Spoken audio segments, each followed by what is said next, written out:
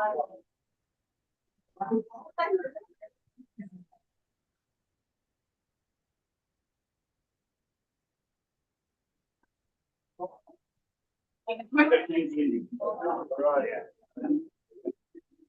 we're going to get started, please. If everybody can spell.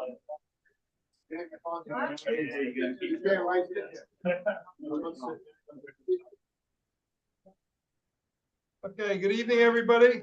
I'd like to start with the pledge to the flag.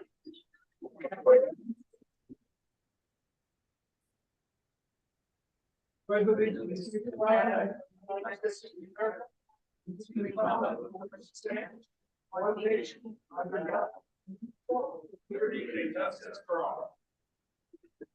Town clerk, do the roll call, please. Councilman Coleman. Here. Councilman Allen. Here. Councilman Paddock. Here. Councilman Spisa. Here. Supervisor Bailey. Here. Okay, tonight we have 3 public hearings scheduled. The first public hearing is on the proposed amendments to Chapter 125 subdivision. The second public hearing is on amendments to Chapter 140. My apologies, the agenda says subdivision, it should say zoning.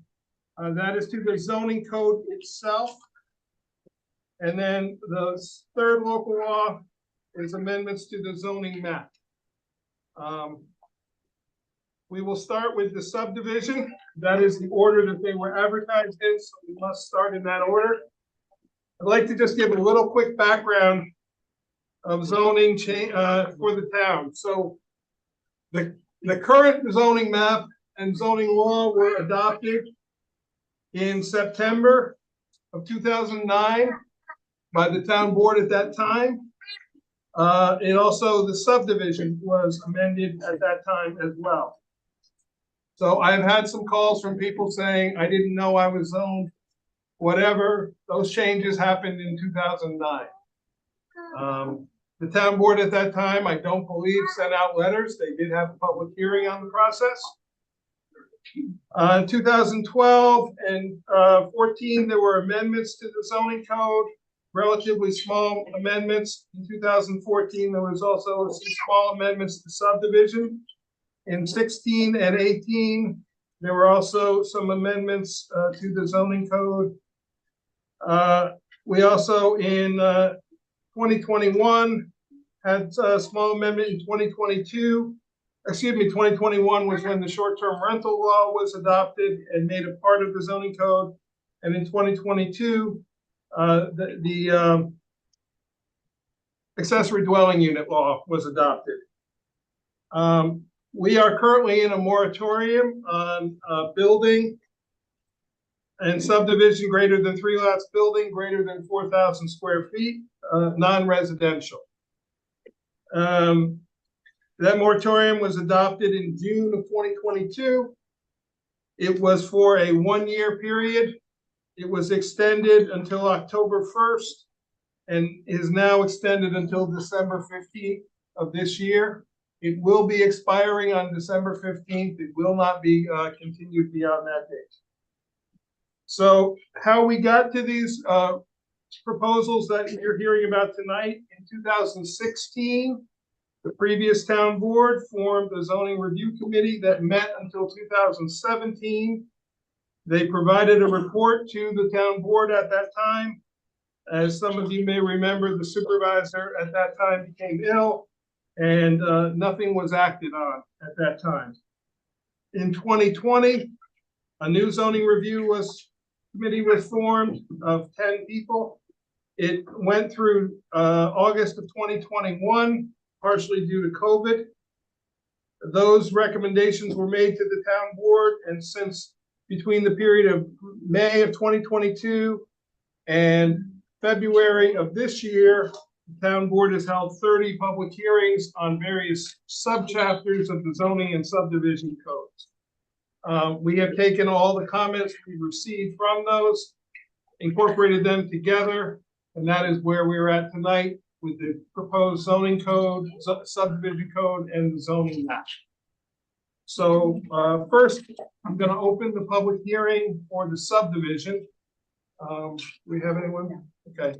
I'd like to just go over a really brief overview of what's changing in that code. It's very minimal change. The first is there will be subdivision standards for the lots that are created. No more than 20% of any new lot can have slopes greater than 25%. No more than 20% of the lot can be located in a wetland. And no more than 20% can be in a floodplain zone. That is because we are trying to create lots that are buildable. If greater than 40% of a lot is in prime farmland, I'm sorry, if 3 or more acres of a lot is in prime farmland, it must use the conservation subdivision method of subdivision, which allows smaller acreage for the lots, and then a large area is put in conservation easement to stay in either agriculture or recreation.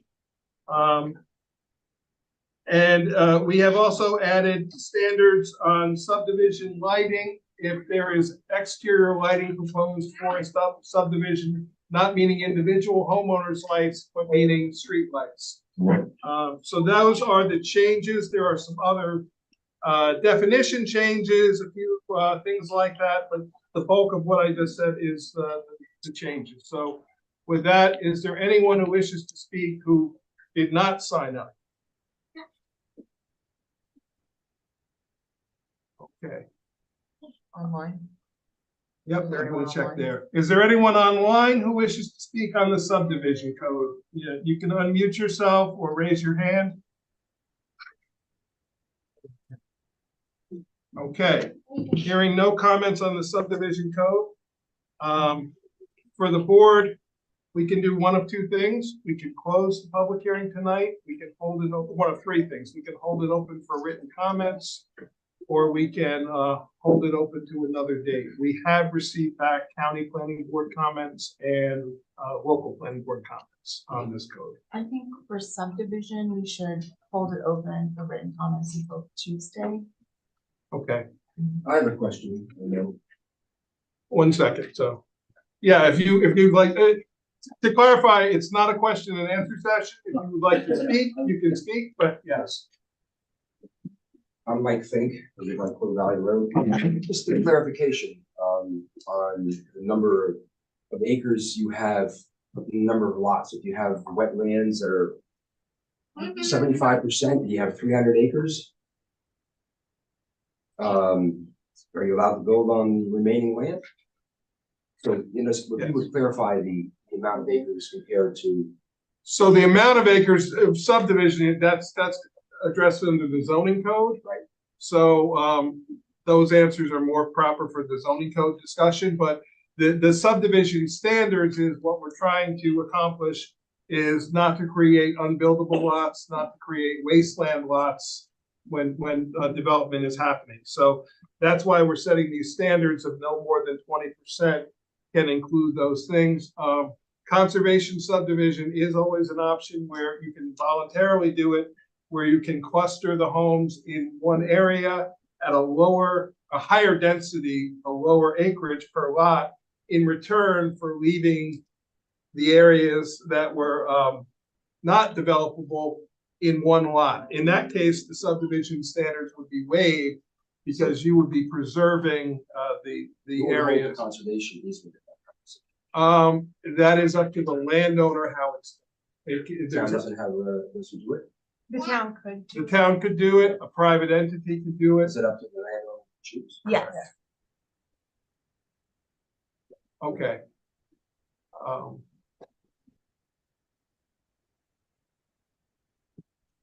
Okay, since there are no more comments, I have a motion to hold the public hearing open for written comments until Tuesday, December 4th? 5th. Tuesday, December 5th at 3 p.m. I'll second that. Second, okay.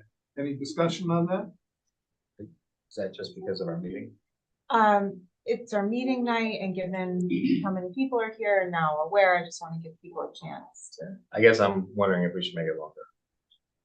So the next option, if we don't do it the 5th, excuse me, would be the 14th, which is our next meeting, or somewhere in between. I mean, I'd prefer to give more time. I don't know how many people are tracking subdivision versus zoning versus map. Okay, do you wanna amend? the motion then? Yeah, I'd like to amend it.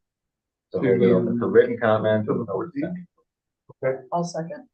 Okay, I have an amendment and a second. So on the amended motion, all in favor? Aye. Aye.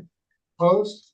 Abstain. Okay, so if anyone would like to issue written comments on the subdivision code, which is available on the town website under Eco 360, please submit them to the town clerk's office by 3 p.m. on December 14th, at which time the town board will get them all, and we will be considering them in our future discussions. Moving next, opening the public hearing for the zoning code. I'm gonna just do the similar, give a brief overview of the changes that have taken place.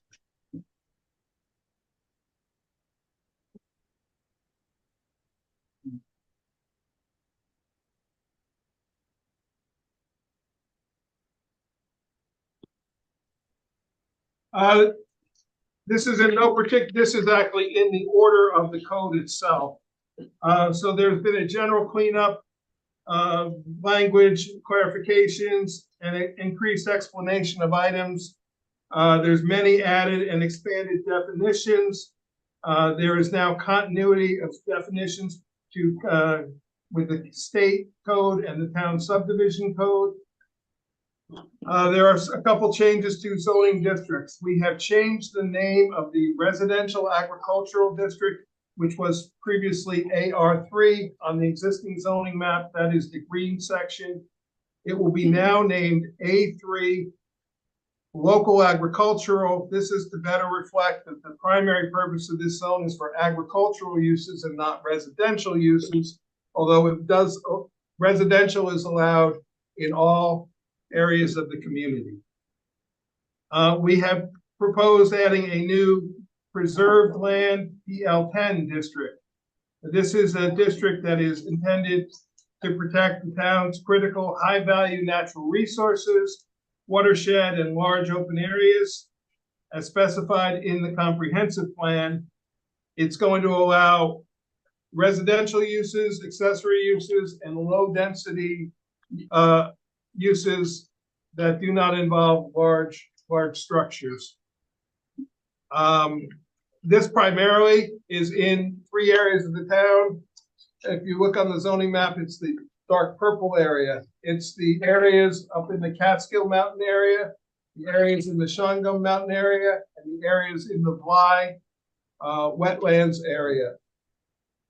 An awful lot of the property in these areas is owned by either New York State, Minnewaska, Mohonk, Open Space Institute. A lot of the land is in private conservation easement by individuals or not-for-profits. So a considerable amount of that land is already in the control of those. There are some individual landowner parcels that are in the transition area, and I certainly expect a number of people will be talking about those tonight. Next, we have added a new district called Community Services on the zoning map. That is the brown areas. That covers the school, the fire district, municipal structures, the transfer station, the rail trail, various things like that. Previously, an awful lot of our community services were actually zoned residential. It certainly didn't fit their use, and our goal is to site properties appropriately for the use. We also have added 2 new historic preservation overlays, which is the last map here on the far right. That recognizes the National Register Historic Districts of Accord and Algarville, which were added to those within the Algarville was approximately 10 years ago, I would say, 2010. So 13 years ago. Accord was 2 or 3 years ago. The boundaries of those districts are in the insets on that map.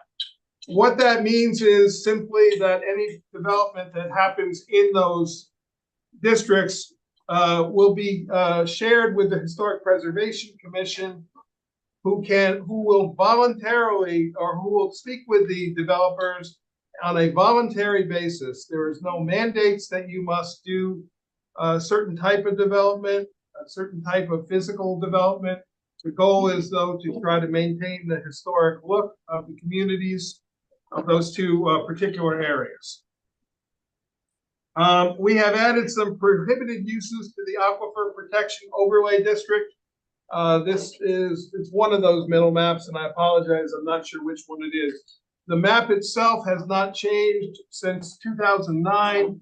What we have added is some high intensity uses that would potentially require a lot of water or have a lot of water discharge. And that area has been determined to be an area of low water capacity and also subject to possible issues with contamination if we have a high density usage of discharge. There are also some other uses in the aquifer protection, which will now be automatically a type 1 action under seeker. We've raised the minimum density for residential use if you want to build within the floodplain development overlay. That is the map that is done by the Army Corps of Engineers. It's the 1% designation of flood. That's otherwise known as the 100-year floodplain, which is always been a name that is a really bad name, because what it really means is there's a 1% chance any year that there will be a flood. It doesn't mean that there will be a flood once every 100 years. We added prohibited uses in the floodplain development overlay district. Within lot development, we have established recommended guidelines based on the Ulster County Community Design Manual that was put forward in 2018 by the Ulster County Planning Board. We have added a 1.5 times density bonus for development with utilizing green energy. We have added a 1.5 density bonus for development with affordable housing, and that has a very specific definition from the federal government. And Charlotte can probably say it off the top of her head, but I can't. It's anyone that is offering housing to someone who makes below 80% of the median income for your area. Thank you. We have added lot standards for driveway access. This was as a request from the fire district over the past few years to make sure that driveway access for firefighting is safe. Any land disturbance that will be over 1 acre, except for any agricultural uses, will require site plan review. We also are specifying when a hydrogeological study would be required. We are changing the lot frontage requirements. Currently, it's 50 feet in every zoning district. We are now lowering that to 25 in the Hamlet district, and it will be increased to 75 feet of road frontage in the PL10I and Natural Resources District. We are banning shared driveways off of a cul-de-sac. You can certainly do a shared driveway for up to 3 lots, but you cannot do a share. What some people do is they build a private road to a cul-de-sac and then continue it as a shared driveway. We are ending that practice from, we want to have frontage on the cul-de-sac. Mike, it's 35 for him. 35 for Hamlet, excuse me, I'm sorry. We have established flag lot standards. We have clarified front yard setback, the starting locations, and it varies from road type to road type, depending on if you were on a town road, a private road, a state road, or a county road. The setback for a town road starts at the paved edge of the road. For a county or state road where the state actually, or the county actually owns the roadbed, there it starts from the edge of their owned area. Many of you know, on a town road, landowners own to approximately the center of the road. And the town has an easement over that for the road. We've established waterfront yard setbacks and conditions for development along waterfront. We have established cargo containers as an accessory use, and we've established standards for them. Previously, they were only allowed in commercial, agricultural, or industrial uses. We are adding them to be allowed in residential uses. We understand some landowners find them to be a very good way to deal with things instead of a shed. We will allow them with some standards. We have added swimming pools as an accessory structure. They always were, but under building code, but they were not listed specifically in our zoning code. We are raising front yard fence height from 4 feet to 6 feet. Side and rear yard will continue at 8 feet. We are also establishing where the measurement for the fence height begins from the ground. We have had people be very creative and build a berm and then put the fence on top of the berm. So it's now the fence height begins from the measurement of the natural land. We clarify residential construction on a vacant lot can allow both a residential structure and an accessory dwelling unit to be built simultaneously. We are defining permitted by right agricultural uses in a New York State certified agricultural district for anybody who is in one of those districts. We are defining animal husbandry, which is animal on properties that are not in a New York State certified agricultural district. And by animal, I don't mean dogs and cats and pets. What I mean is chickens, cows, pigs, horses, sheep, llamas, anything like that. We are allowing farm stands as accessory uses on any property with a maximum standard for the same in terms of size. We are establishing standards for animal kennels.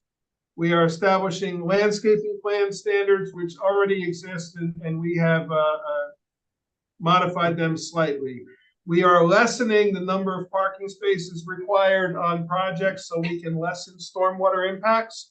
We are also going from an 18 by 20 foot space requirement to back to a 9 by 18 space, which is what we used to have. For larger multifamily residential structures and other commercial or recreational uses, we are adding EV charging station ability, not necessarily a requirement that you put it in there, but that you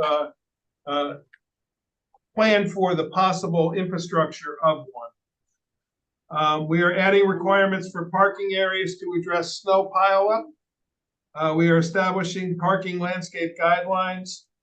We're encouraging cross access if there are 2 parking lots next to each other, that they have cross access with only one entrance to the main road as opposed to 2 separate main entrances. We are establishing general and commercial and industrial performance standards for things like green energy, building, design and location. All these have already existed. We just reviewed and have clarified a number of them. We are establishing a much more simplified sign ordinance with clear definitions, photos of examples, very detailed standards and guidelines for the planning board. Our current sign standards are very difficult to navigate through.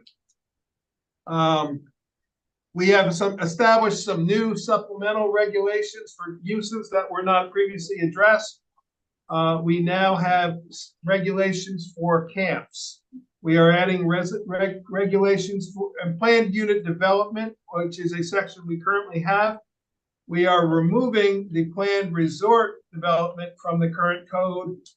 We are removing planned residential, but it is replaced with expanded multifamily residential uses. We still will allow planned unit development for commercial. And there's one other one we're still doing. It's just that, but it's Just the mixed. commercial. You can do mixed. Oh, yeah, you can do a mixed residential and commercial. Multifamily for new affordable housing units a percentage is required for new multifamily construction, a 1 in 10. We are requiring bicycle storage and EV charging stations in multifamily. We are establishing, and multifamily is 3 or more families in a structure. We are establishing design guidelines. We are adding the density bonus for the 1.5 density bonus to the R2 zoning district. We are requiring multifamily constructed on agricultural lands to follow conservation subdivision. And we are lowering the number of units which require development of a playground area. We are expanding setbacks for non-DEC controlled mining. We have done a cleanup of the wireless telecommunications section to match changed federal laws. The requirement of, I already said this, 1 unit per 10 set aside for affordable housing. We have added a new use, adult use cannabis related businesses as per New York State current standards. There are specific regulations though about how near a facility can be to a church, to a school, to a daycare center, and to another business. And I'm probably forgetting something else. Recreational areas, essentially any place that youth might be congregating. We are explaining transfer of density rights, which is something that exists in our code but has not been utilized. We are expanding on explaining it. We're adding some new standards for commercial event facilities. And we are going to make it a renewable 2-year permit that must be renewed every 2 years. We are removing that use from residential zoning districts. And we are establishing that those commercial event facilities can have a maximum of 500 attendees. We are further restricting the hours of operation, and we're establishing noise standards for commercial event facilities. Large-scale solar, we are addressing battery storage system standards to match New York State.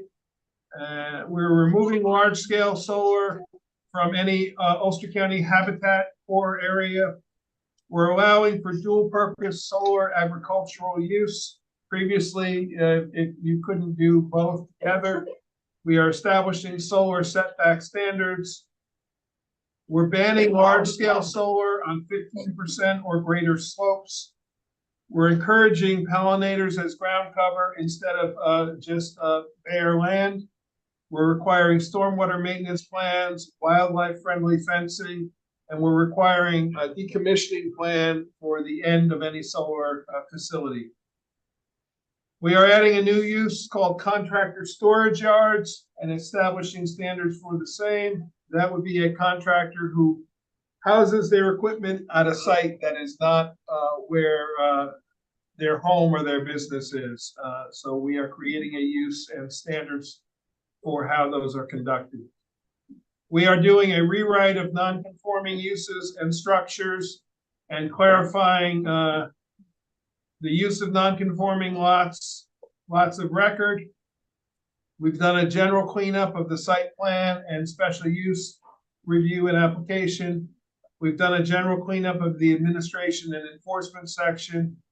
And we've added an appendices, which is the zoning map, the four overlay maps, a separate schedule of lot development standards, and a separate schedule of district uses. So those are the changes to the zoning code.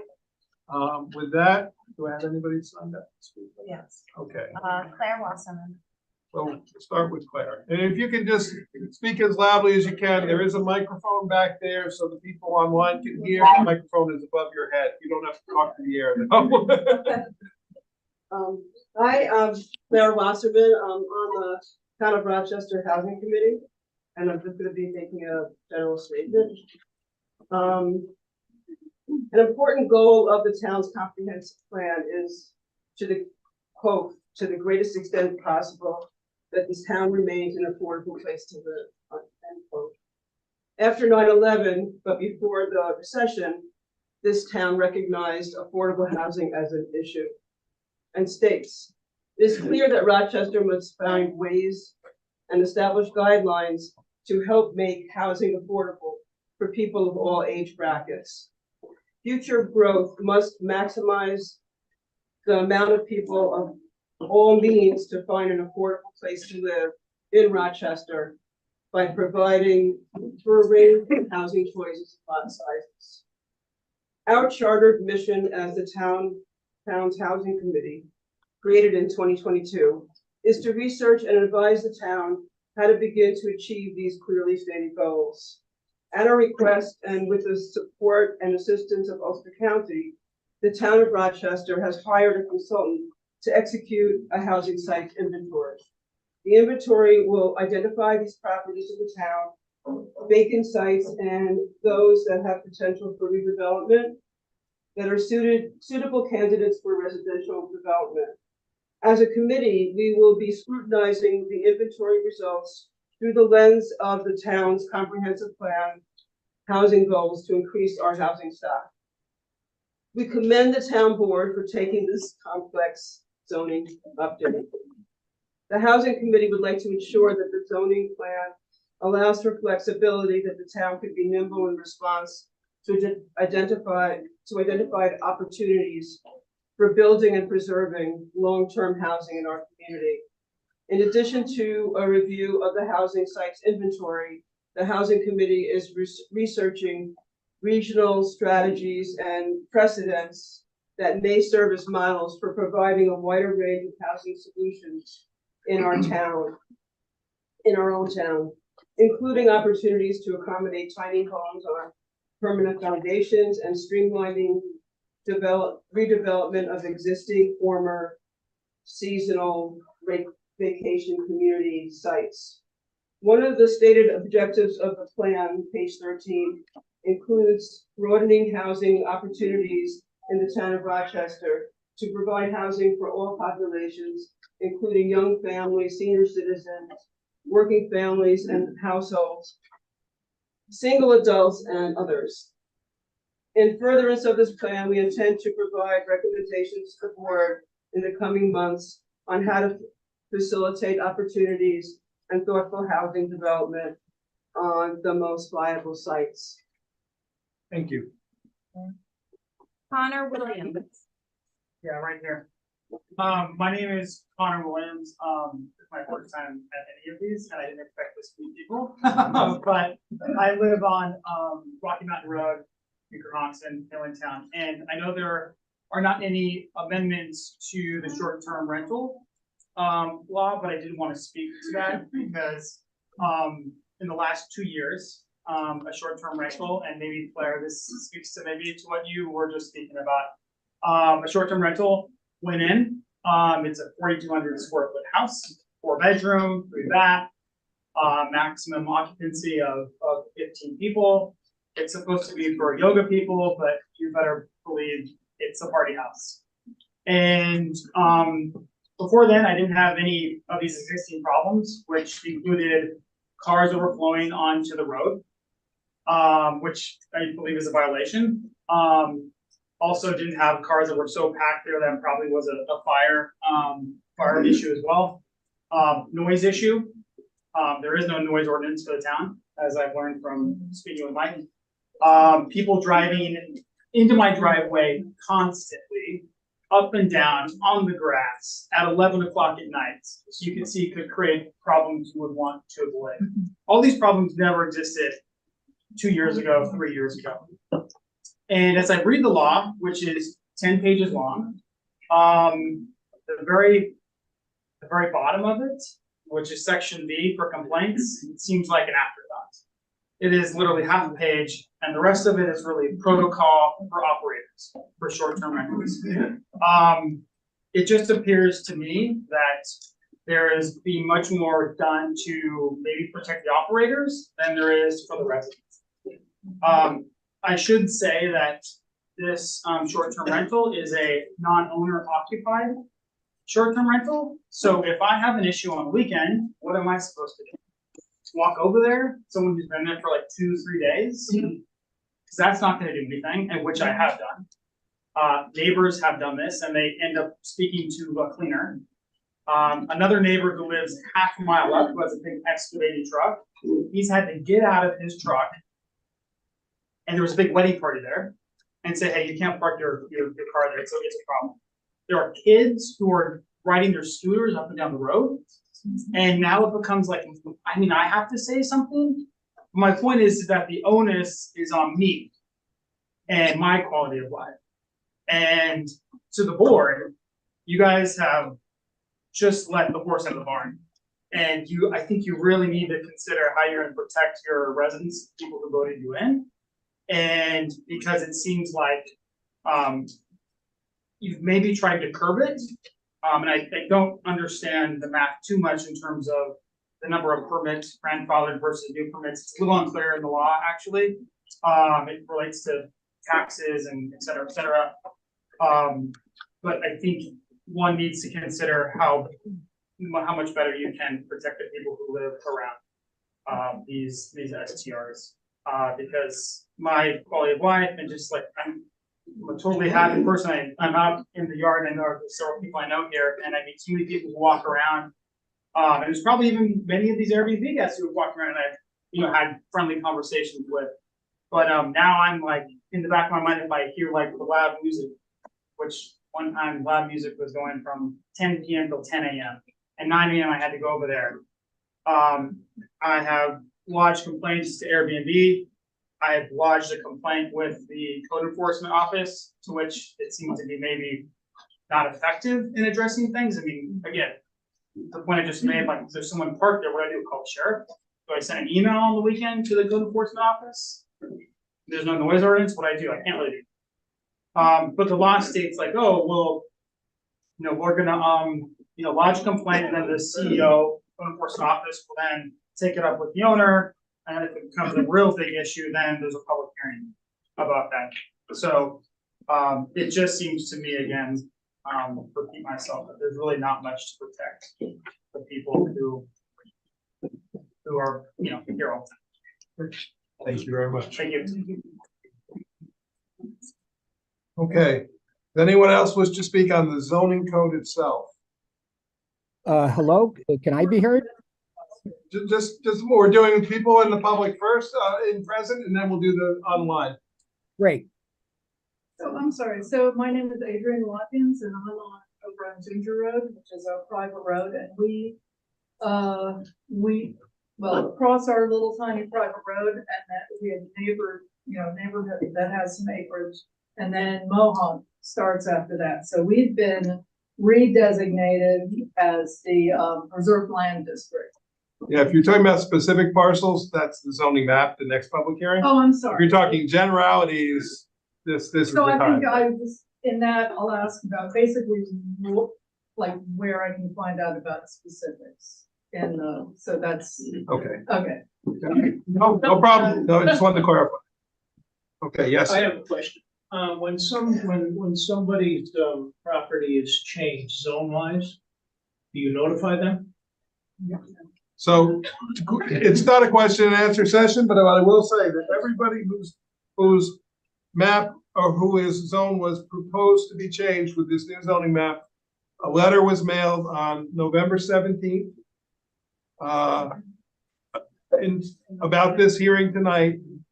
We also will be holding the public hearing open tonight to continue receiving comments on it. So My question anybody is- proposed for this zoning change, previous zoning change, I can't answer how it happened before I was the supervisor, but I don't believe they were mailed out last time. So for this zoning change, somebody's property is rezoned. Yeah. Do you notify By the letter that by the letter they already received? the letter that was mailed out, That's just the. that's the notice of public the hearing. public hearing that your property is proposed to be changed.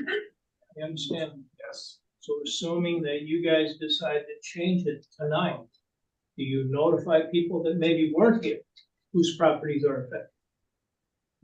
We likely will be sending out a notification, yes, that everybody that will be changed ultimately. Yeah. But Okay.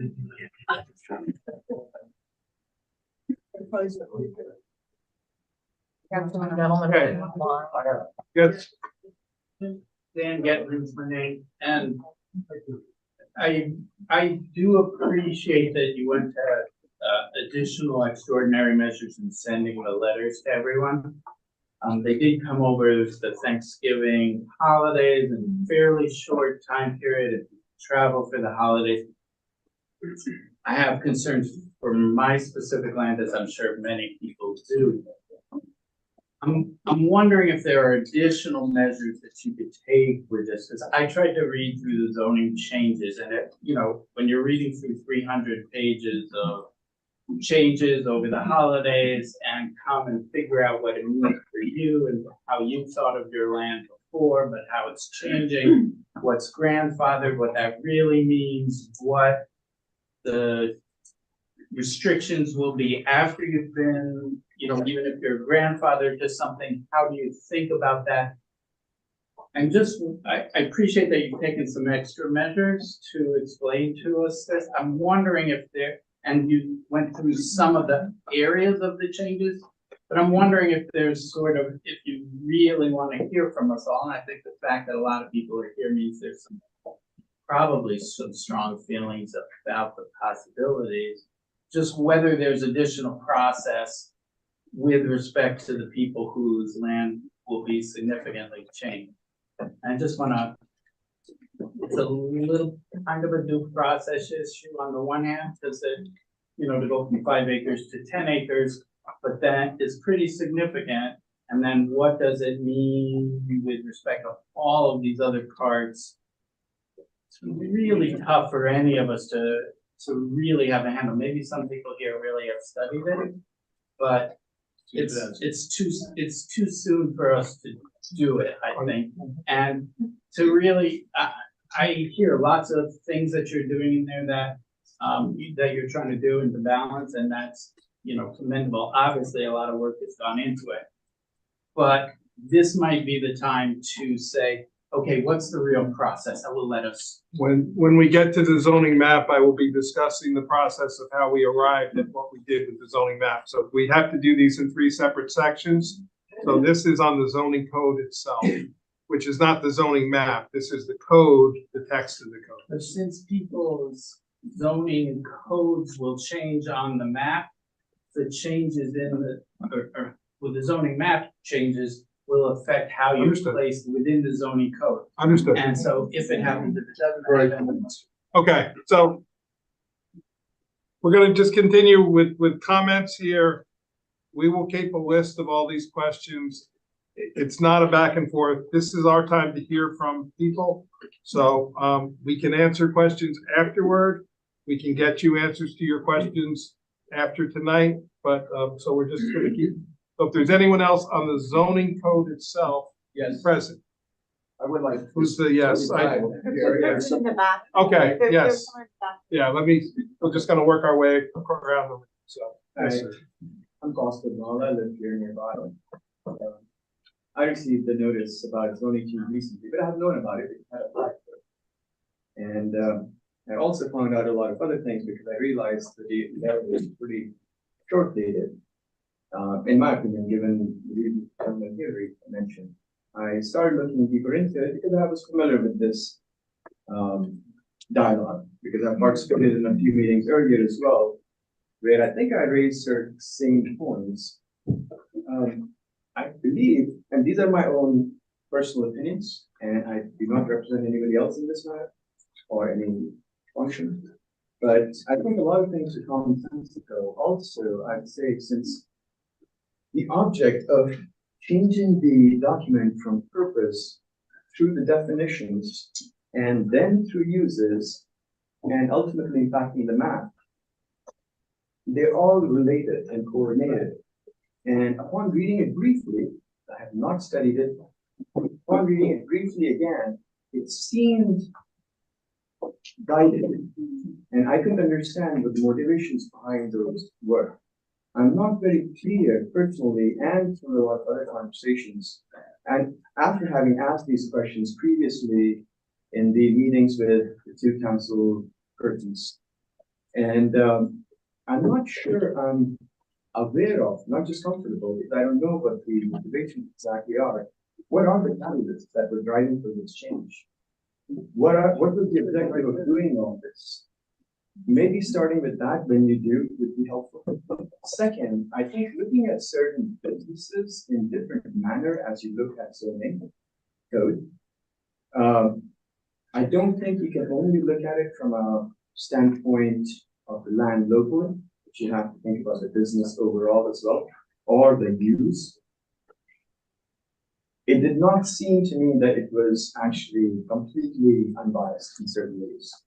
And I'm happy to elaborate on that. Right now may not be the time for that, it will take longer. It was not symmetrical. It seemed to favor one entity versus the other entity in certain ways, where the fundamental rationale behind taking that action did not make sense. That's a different discussion, but I want to mention this in a public opinion, or here, public hearing.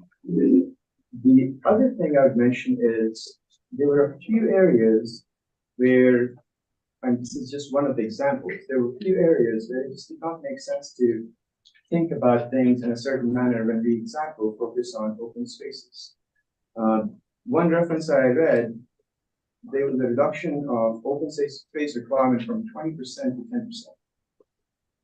And it did not sound right, given what we're trying to do. So that's just one example and one reference. And we requested a rezoning of our land, my wife and I and family. We are fortunate enough to be in a position where we can do that. So we requested a while ago. And so we were not surprised by that our parties were being rezoned. We had asked for it. But at the same time, as a town resident, and at least I believe I can think through some common sense things, I wanted to make sure there are quite a few things that I do not agree with, and those are fundamentally encroaching on individual rights, frankly. And it is not fair because it seems that there is a tension in this even room that I'm speaking in, and people are not happy. We came here, I moved here, I did not live here, I was not born here, but if I think about the people who have been here forever, it's a big change. I don't know if I can agree with everybody saying that one shop is equal to the other, one farm is equal to the other. And if that's true, which they are, because they all face the same things, their opportunities should not be limited or restricted by way of zoning. It seems to me a backdoor way of restricting and actually staunching competition to quite an extent, which does not seem right.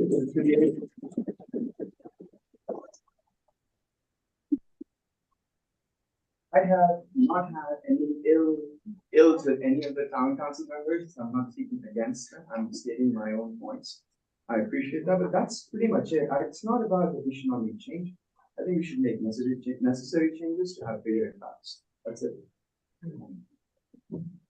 Let me get to the, I'm just gonna work my way around the room, Mr. Payne. So somebody in the back, I see it. If that would be me.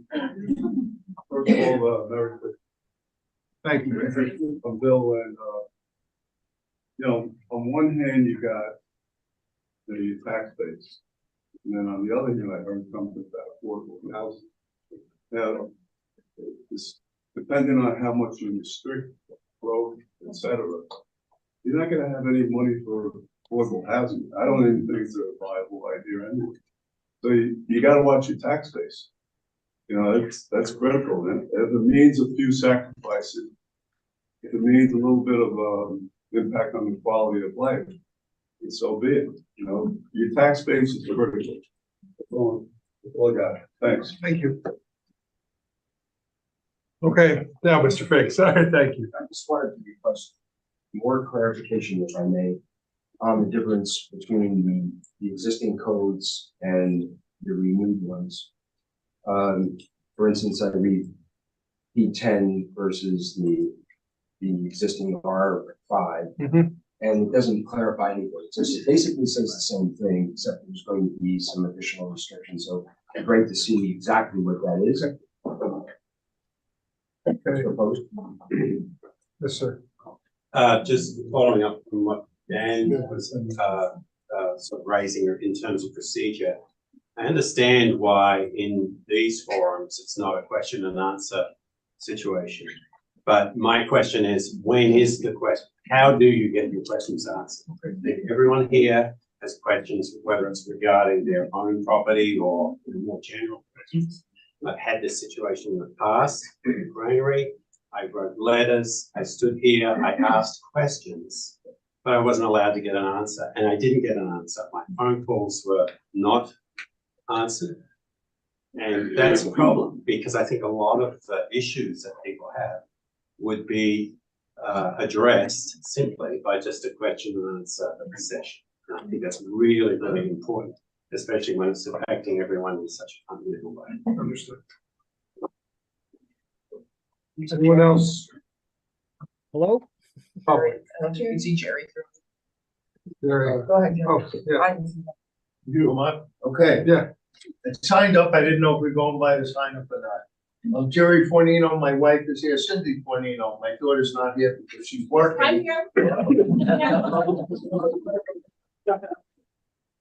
daughter's working hard to try to afford what I'm gonna try to leave them when I'm not here anymore. To the town of Rochester, Board, I appreciate this time, for you all to be receptive to what my family here is responding to.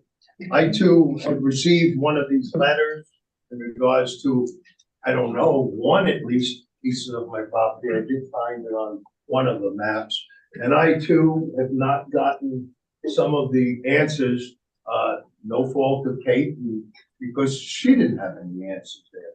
But I came down here after writing this up, literally while sitting in my woods, trying to hunt today, and instead I wrote this together.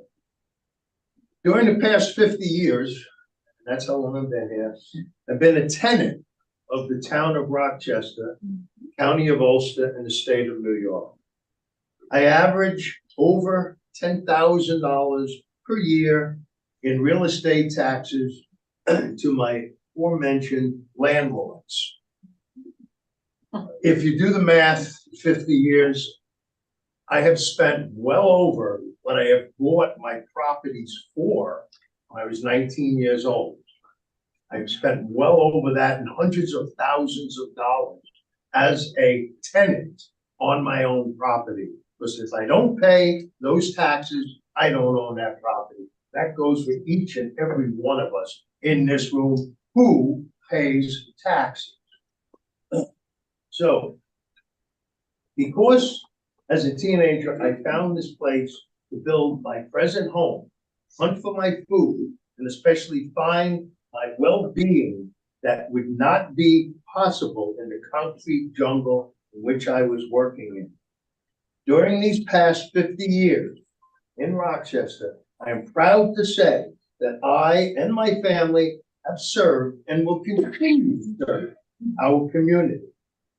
I'm presently the Director for Emergency Management in this town. I've done so for approximately 15 years, I believe, Peter.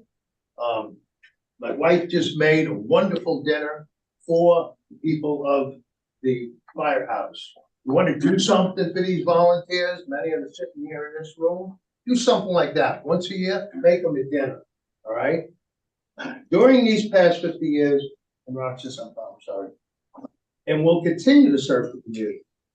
I spent 2+ years from 2007 to 9, and I'm using what Kate, thank you for, I think, helping with the period in which we served on. And right now, I believe, Mike, it's just you and myself who are in the room who served on that committee for zoning. The zoning committee back in that period with 8 other persons. I left out one because that person pretty much, no pun intended, zoned out when it came to zoning and never attended any of the meetings. So we spent on that period approximately once a month, and many times it was 4 times a month, that I would come down and meet in this area and back at the other town building. I didn't realize how both important and yet controversial all of our work would become while I was serving on that board. When finally completed, we were satisfied that we had a good comprehensive plan for our town and the good tenants of our town.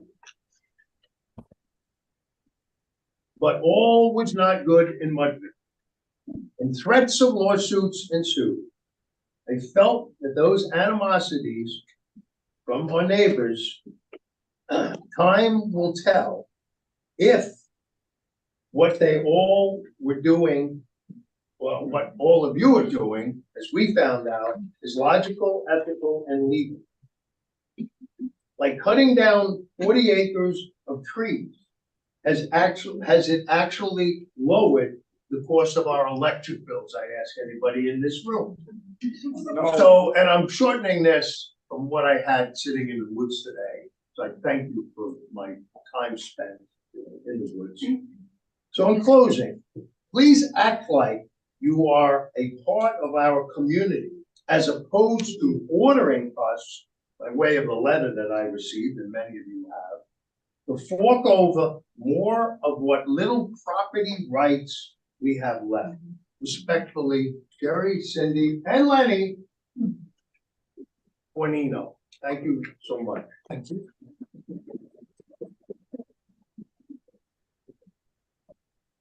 Anyone else? Yes, sir, in the back. My name's Tim Bunch. Did you speak up slow? I'm My sorry. name's Tim Bunch. I got one of the letters also. And due to the time frame of the year, I'm not opposed to a lot of the changes that I'm looking through, but it's just so much, so fast, to try to pour through it. The town took on a moratorium for a year or so to give them time to analyze and do research.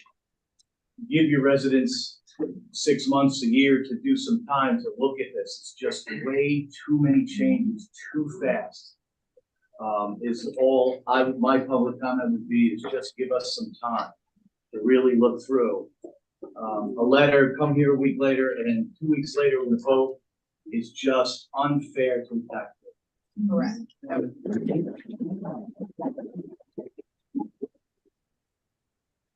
Anyone else in the public here? If not, we'll go to online. Yeah, Neil. Are you now talking about the zoning map? We're still on the zoning map. Making sure. Understood. Okay, go ahead, Mr. Cohen. Hi, can you hear me? Yes. Okay. I want to thank everybody for all the hard work they've done, and there's no way I'm going to be as articulate as everybody in the room already spoken. So forgive me if what I say is not perfectly making sense.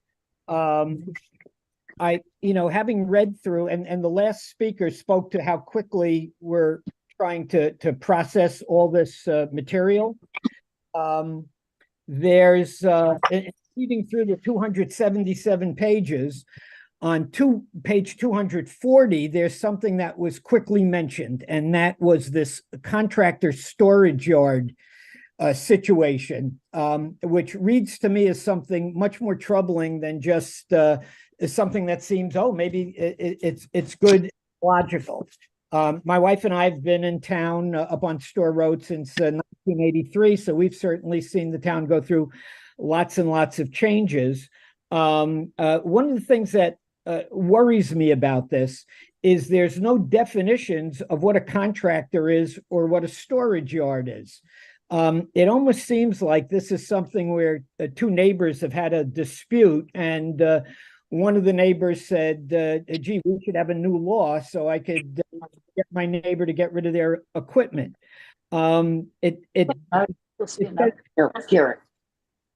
Excuse me? Yeah, so it says storage of building materials, supplies, parts, etc., shall be indoors unless otherwise permitted by the planning board. And I don't know what we're calling a contractor. Is that somebody who's got an international business? Is that somebody who occasionally does road paving or tree trimming? And it seems to me anybody who's in the middle of a job or got sick or a job got canceled and they've got building material on their property, we're asking that person to now put up like $100,000 metal barn to house their wood or their paving material or their trucks. Is somebody going to be driving around town giving tickets to people who are builders or contractors, or and what even is a builder or a contractor? Because there's no definition. I think the town's opening itself up to a lawsuit because the first time somebody's cited or given a ticket for having building material on their own property, and there's no definition of what a contractor is, and there's not even a definition of what a storage yard is. So in keeping with the last speaker saying a lot of things are coming at us very, very quickly, I would hope we might put a pin in number 14038 and everybody take a look at this contractor storage yard paragraph. It's just a few lines buried in this very long document, but it's a few lines I think that could really turn neighbor against neighbor and get people very, very upset in town. So that's my comment for the night, and thank you very much for listening. Thank you. Anyone else wish to speak on the zoning code? Anyone on the Zoom want to speak on the zoning code? Okay, so to clarify some of the answers to some of the questions that have been,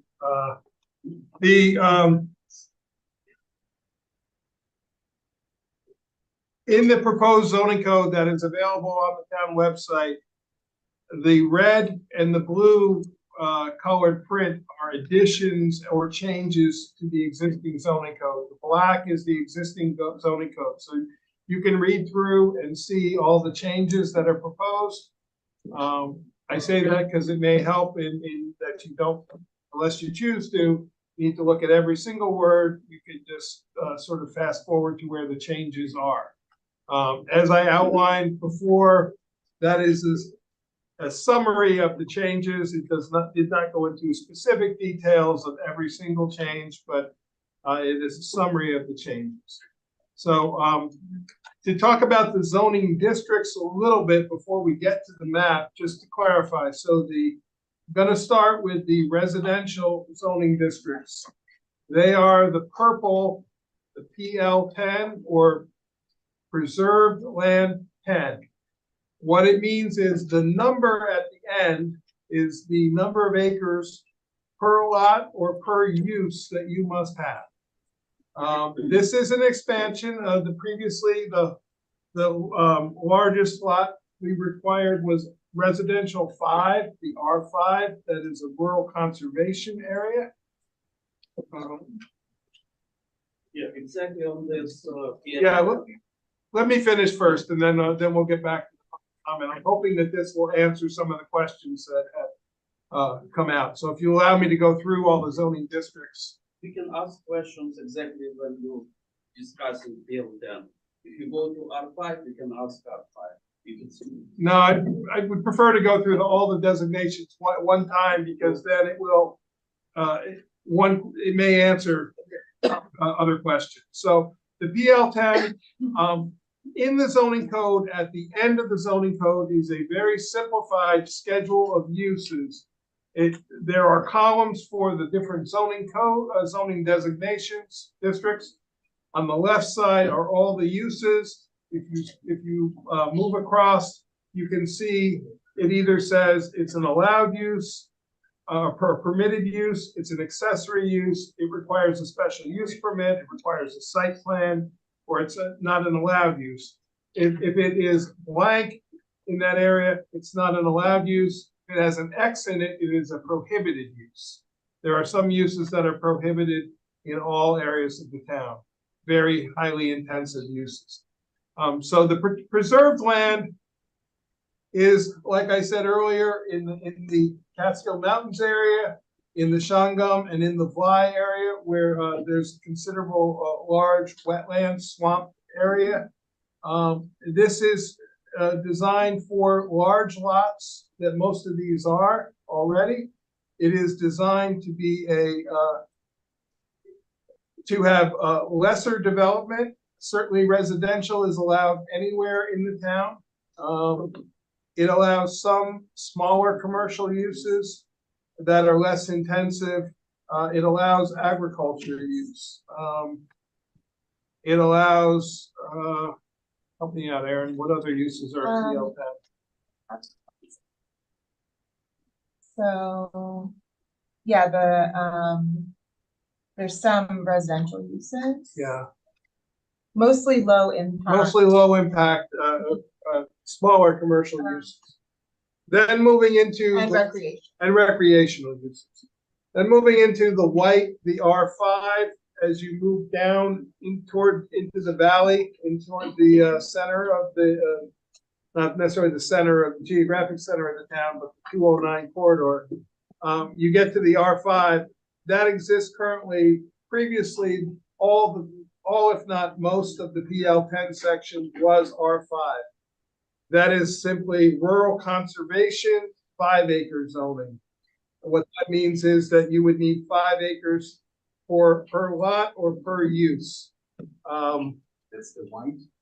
That is the white in both the current map and in the proposed map. That is the white zoning district.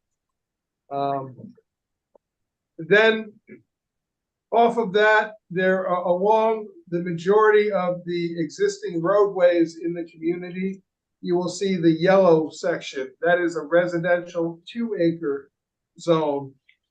Along the existing roadways, there are many smaller lots that exist already. That is the R2 section. It is primarily a residential zone. Not a lot of other uses allowed outside of residential, although there are some others very less intensive uses. Most of these are existing residential homes on these parcels that are, most of them are smaller parcels. The green is what currently is called the AR3, residential agricultural. It is being changed to local agricultural 3. It is a 3-acre zone that allows for residential. It allows for some uses commercially. It is primarily the New York State certified ag district properties that people have applied for. That is different than ag tax exemptions. Just to clarify, this is every year in March, the county has a program where someone can apply. It's reviewed by the county. County then awards it a certified agricultural district. It is then approved by the New York State Ag and Markets Commissioner. Rochester has, if not the most amount of acres in the county in agriculture. We are not far behind. As you see in the maps, there is a very large area in the center near the Rondout Creek and up, sort of up, converting around up towards Sampsonville Road area. Those are the areas where you see our farms, our hay fields. We want to recognize those to allow farmers to continue. They also, along the Rondout area, is some of the most fertile land in the entire county because of the deposits that were left there from the glaciers when they moved through the valley, and also from the every time the Rondout floods, it brings more nutrients to those grounds. So that is the AR3 area. Along Route 209 in the agricultural area, we have a pale green area that is approximately 600 feet deep off of Route 209. That is the AB3 area, very similar to the A3, except that it allows small businesses less than 4,000 square feet, repair shops, small engine shops, things like that, welding shops, smaller uses, things that would, you're not going to see a Walmart there, you're not going to see a Dunkin' Donuts there, but perhaps you're going to see smaller, locally owned businesses, service type of industry businesses. The reasoning being it's agriculture land that we don't want to lose, but we also want to recognize that it's on the 209 corridor and recognize that business can also happen in conjunction with agriculture. So that is the AB3 zone. The R1 is the orange on the map. That is sort of the neighborhood centers, the very, very small lot developments that have existed. Most of those were developments that were built probably back in the 70s. There's some along Queens Highway. There's some along Sampsonville Road, the hamlet of Alligerville, up Medicahonts Road, near Store Road, that area. Those are, like I said, much smaller lots, sometimes less than an acre, sometimes an acre or two. They are designed for more compact, it's called neighborhood residential. In that area, we do allow more types of neighborhood style businesses. Duffy's Store would be a great example on Medicahonts, a business like that, a little small local general store type of thing that can serve the people who live in that area. Then we have some specialty of the Hamlet district. I'm sorry, that is the sort of maroon area. That is the hamlet of Accord and the hamlet of Kerhonkson area. It expands up Sampsonville Road. The goal of the hamlet area is to create, again, neighborhood communities, somewhat self-supporting is not the exact right word, but things where people can potentially walk from their homes to businesses. With any luck, we hope to be able to bring community water and sewer into these areas. At some point, either expanding from the Kerhonkson Water District or creating one in Accord. We have been trying to work with the county to get funding to do exploration of what that would take. As many of you know, on small acreages, it's hard to have a private well or septic on less than an acre of property. The business district is the red. It is primarily along Route 209. That is to recognize existing businesses that exist. We also have allowed for some expansion of business along Route 209. Again, the issue with Route 209 being where it is it is our main thoroughfare, but it is also where some of our most prime agricultural land is, which is why the AB3 district for the agriculture business was created back in 2009. The blue areas are the industrial districts of the town. Those have continued over from previous zoning designations. We have not changed any of them in this go round. They exist as they did in 2009. Some parcels are added as connectors to try to expand, to potentially build a small manufacturing business park or something like that in areas that could sustain that could be available for truck traffic, things like that. The light blue is the natural resources district. This is our traditional mining areas of the town that have operated primarily sand and gravel mines for a lot of years. And that area those areas recognize those businesses. And then what's left is the CS, the community services. That's the brown. As I said before, that is the fire district, the ambulance, the school, town-owned buildings. Did I forget any districts, Aaron? I don't think so. I did the I did the NR, R1, 2. I think I got to check them off. So those are the zoning districts as they relate to the map. I wanted to do that sort of as a precursor to the map to help explain how we set our designations. We looked at existing land uses. We looked at existing topography, existing environmental areas like where our wetlands are, where our floodplains are, where building wouldn't be able to happen anyway because of those situations where steep slopes are. We tried to have areas of higher development be closer to existing roadways rather than away from existing roadways. We tried to keep areas of higher development away from significant natural resources areas. And ultimately, our goal it was to try to shape this all based on the comprehensive plan, based on comments and concerns we have had since the last time of this map, based on recommendations of our planning board, based on applications that they have received. I will completely say we probably made some mistakes. That is why we were here to hear from people tonight. I've been keeping a very long list of people who have reached out directly in the last several weeks. We will continue that list tonight.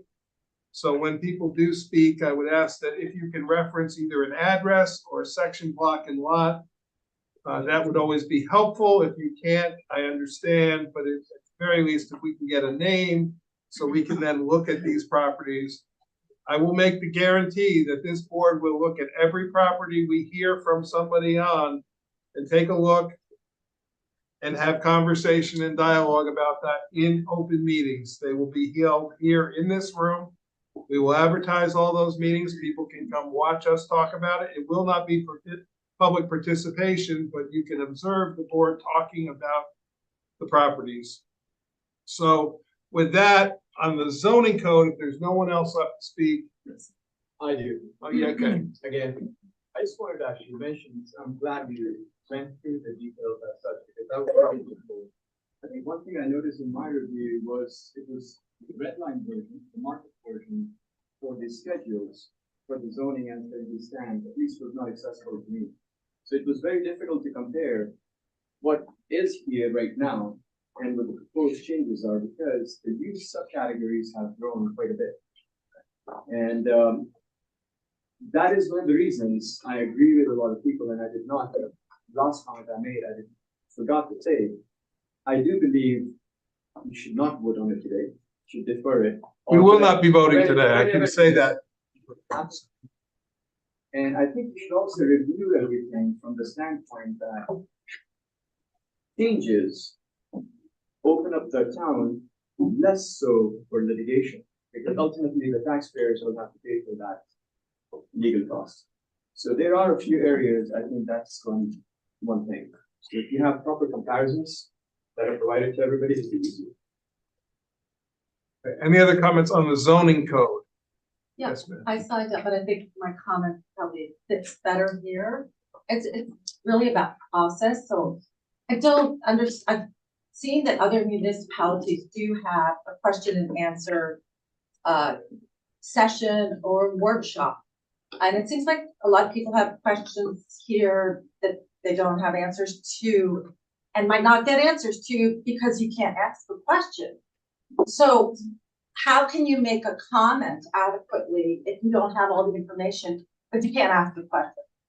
And I think it was the same thing with granary. And I think that I don't think every municipality has this same process. And I think that it really, needs to change. There's no reason it shouldn't, but can't. And that you could have a workshop session that's just a workshop session. You put out the tables, put the maps on all the tables so everybody can look at them rather than trying to see through people over here and have a discussion. Neighbors can talk to neighbors, neighbors can talk to board members, and there's no decisions made, but there's an exchange of information because I think this is really inadequate as well as the amount of crime that's been available. And I think that's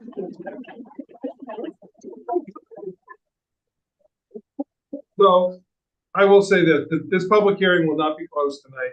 Public hearings are required to be held the way, the format we are, but your point is very well taken, and I will speak with the board and we will try to find some dates to schedule exactly what you just suggested, where we have an open house of sorts where people can come in and have conversation and ask questions. So your point is well taken.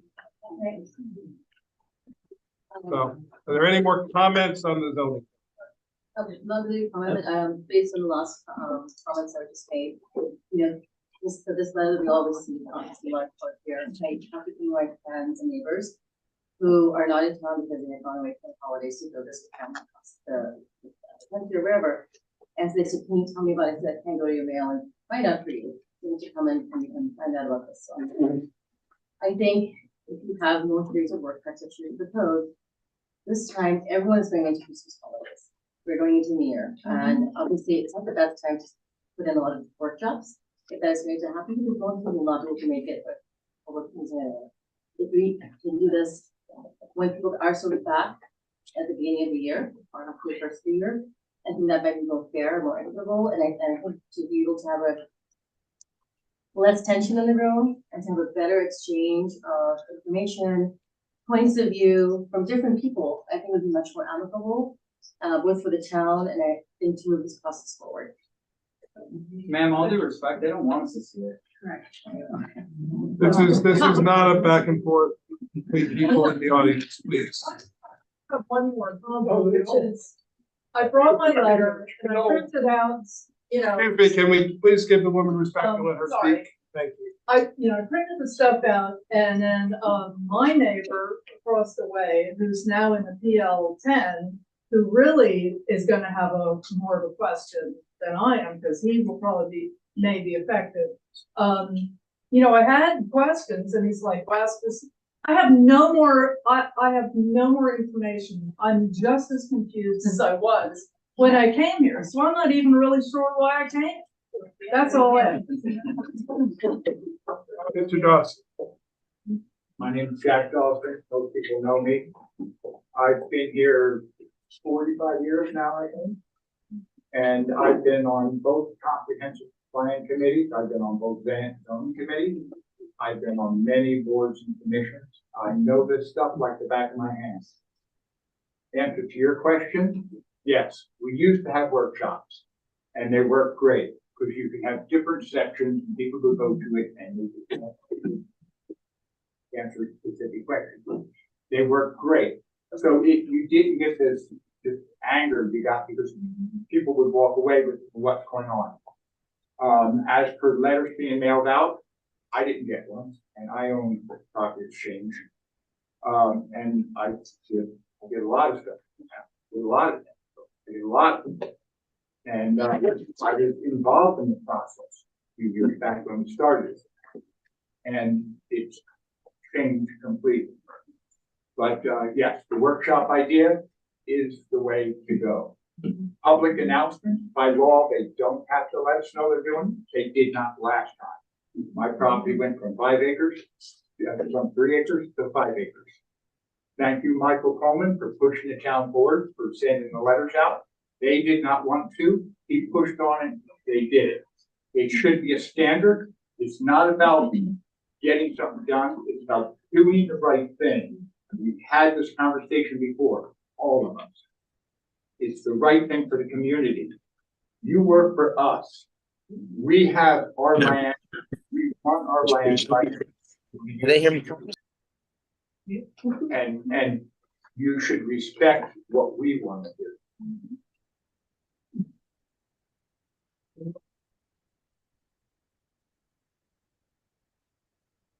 Anyone else would speak on the zoning code? Yes, sir. Okay, PL10, right? So it's 10 acres lot now requirement. What happened with lots that less than 10 acres and designated for PL10? There is no difference. 10 is the minimum number you would need to subdivide.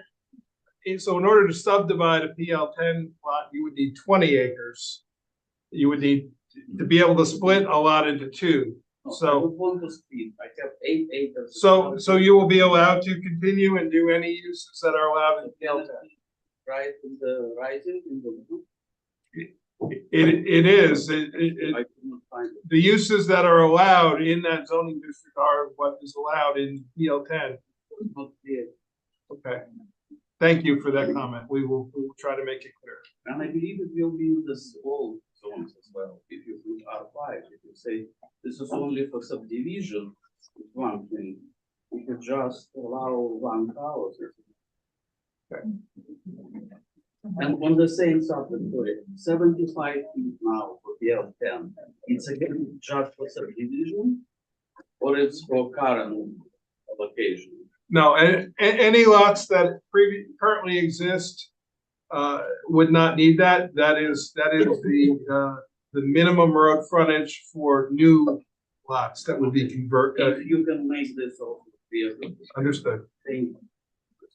Let's go and get other people who haven't spoken first before we double back up. So, Right? yes. Talk about business, local business. Nice.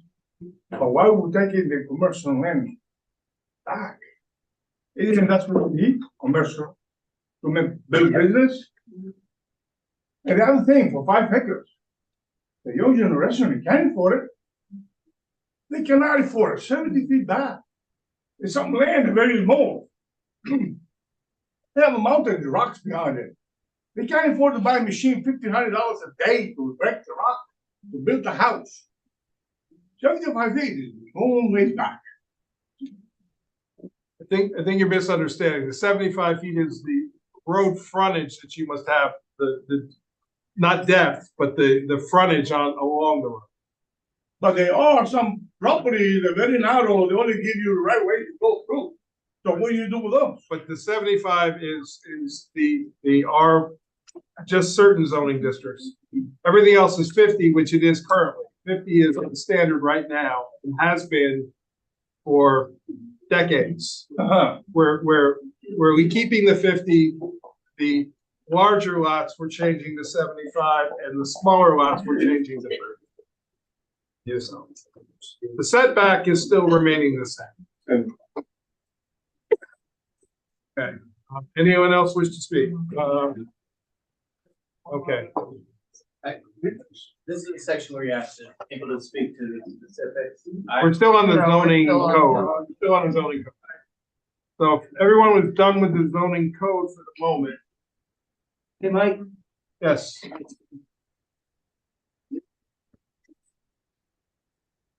My name is Chad Ellison. I live here full-time in other states for 40 years. And consider it a privilege to be here. We all, or most of us, have probably heard of environmental impact studies. I haven't heard a word about taxes and what the tax implications are for all of this. Difficult, I know. I've worked in finance, so I understand that, yes, but it seems to me that we all deserve as taxpayers to have input as to what the tax implications are. Not easy, but I think necessary for those of us who live here, pay taxes, and would like to stay here. Is there anyone else wish to speak? And if not, I will address that tax comment. So, yeah, in the back, yes. As a general comment, I think it applies to both of this, but there is at some point the board can address more clearly with that business pieces what the process is here between here and. Fair enough. Fair enough. Yeah, and the timeline and. Thank you. Okay. So regarding taxes, taxes are established by the budgets. There is not a set tax rate that is charged. The tax rate per thousand is established every year when the school district creates their budget. And by the way, school taxes are 77% of your town of Rochester tax bill. Just pointing that out in that that is a budget everybody gets to vote on. And every year there is a turnout of under 1,000 people to vote on the school budget. So I will just put that out there. That is your biggest tax impact. County taxes are next. That tax bill equates to about 13 to 14% of the town tax bills in the town of Rochester. That the county legislature holds public hearings in 3 different locations every year. As a matter of fact, they have just completed that process and will be voting on the county budget next week. Town of Rochester taxes, this board establishes the budget. From the budget, we determine how much revenue the town will receive from various sources, not from taxes. From leases, from permit fees, from grant funding, from all different sorts of funding, from state funding. All that is added together, subtracted from the tax bill, from the budget amount to be needed. And what is left remains the taxes. Rochester, and I'm very happy to say, is the lowest taxes in Ulster County. It has been for a very long time, number one or number two. It is about $2 and I believe 20 cents per 100,000 right now for general and highway taxes. We did have to add last year and will be also be, or this year will be in effect for next year as well, an ambulance district tax that is to help support the local ambulance squads so they can respond. They are volunteer. They are having to move toward paid staff to help them fill out their volunteers. That tax equates to about 2% of your tax bill for general fund and about 6% of your tax bill for highway. So the bulk of your taxes is school district. This body has no control over that. Now, to this gentleman's question, the tax implications of rezoning, the way the tax rate is figured is the valuation of all the properties in the town is calculated every July 1st. We cannot do a reval of just single properties unless someone has made additions to the property. If you've built on that property, if you've changed the use of that property, you will be revaluated. If you have not, you won't be revaluated. Let me finish, please, sir, and then I'll get to you. If you will be revalued. Those are all added together. The town tax total valuation is just a little less than $1 billion right now. It's 900 and something million. That is divided into the amount of taxes to be collected to create the tax rate, which, as I said before, is $2 and something per thousand. So that's the short answer of taxes. So changing zoning districts in itself does not change taxes, doesn't raise or lower your taxes. It may change the valuation of your property, either up or down, depending on, but valuation is done based on what's physically on the land, not what its potential is, except it is based on somewhat on the market value of that property at that moment. So with all that said, yes, sir. So if your taxes increase because you adjust your land, right? Building, whatever. You guys are gonna change the land. Why wouldn't it be reevaluated? Yes, no. So we are going to, the town board has. Why would it be July 1st that it has to be reevaluated? Why wouldn't it be done at the time of the change if this change happens? July 1st is the date that New York State mandates as the assessed value. Any changes that happen during the year between July 1st and the next year are not reflected in the valuation until the next July 1st. That is New York State's system. We can't change New York State system. So the valuation of the property is established. The tentative roll is set March 1st. That then people have the ability to speak with the assessor, to file a formal grievance if they choose to. The final tax rates, final valuations are set on July 1st. That is New York State. There's no other, that is how every municipality in the state does it. So, but we have budgeted for next year to begin a reval of the entire town. because we are currently, according to New York State, undervalued for the market value. We are now at what's called a 63% equalization rate, which means our property across the board is undervalued by 37% according to New York State. We do not have a choice on this. New York State sets that value. Yes, sir. So if this goes through and you devalue the properties, the taxes are going to increase now because we're undervalued, correct? So either way, our taxes are going up. It's unknown at this Our taxes are going up and you're devaluing the that's, you're not understanding how the system works. That's not, but, excuse me. We're gonna have to get back. We're veering off the zoning code right now, which is what the topic is. So I'm happy to talk to anybody individually, as a group, whatever, after this to explain it all, but there's not an automatic devaluation of a property because the zoning districts changes. It's just, it's based on the market value at that. Is there any more comments on the zoning code itself? Yes, sir. Okay, going back to BL10, animal agriculture. Now I have to get land approval. What about if I already have animal agriculture? It's also grandfather? Existing uses that are already existing are allowed to continue.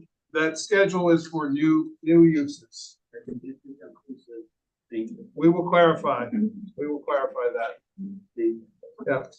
That zoning schedule is for new uses, new subdivision, anytime a change is happening, anything that is in at the time of a change will be allowed to continue as long as that use continues. If you stop the use for a certain number of years, then it goes away, but you are allowed to continue the uses. Mr. Doss. One more thing on the BL10. As a zoning committee, when we submitted this to the board 2 years ago, it was in agreement with the board, and Aaron was on it, Coleman was on it.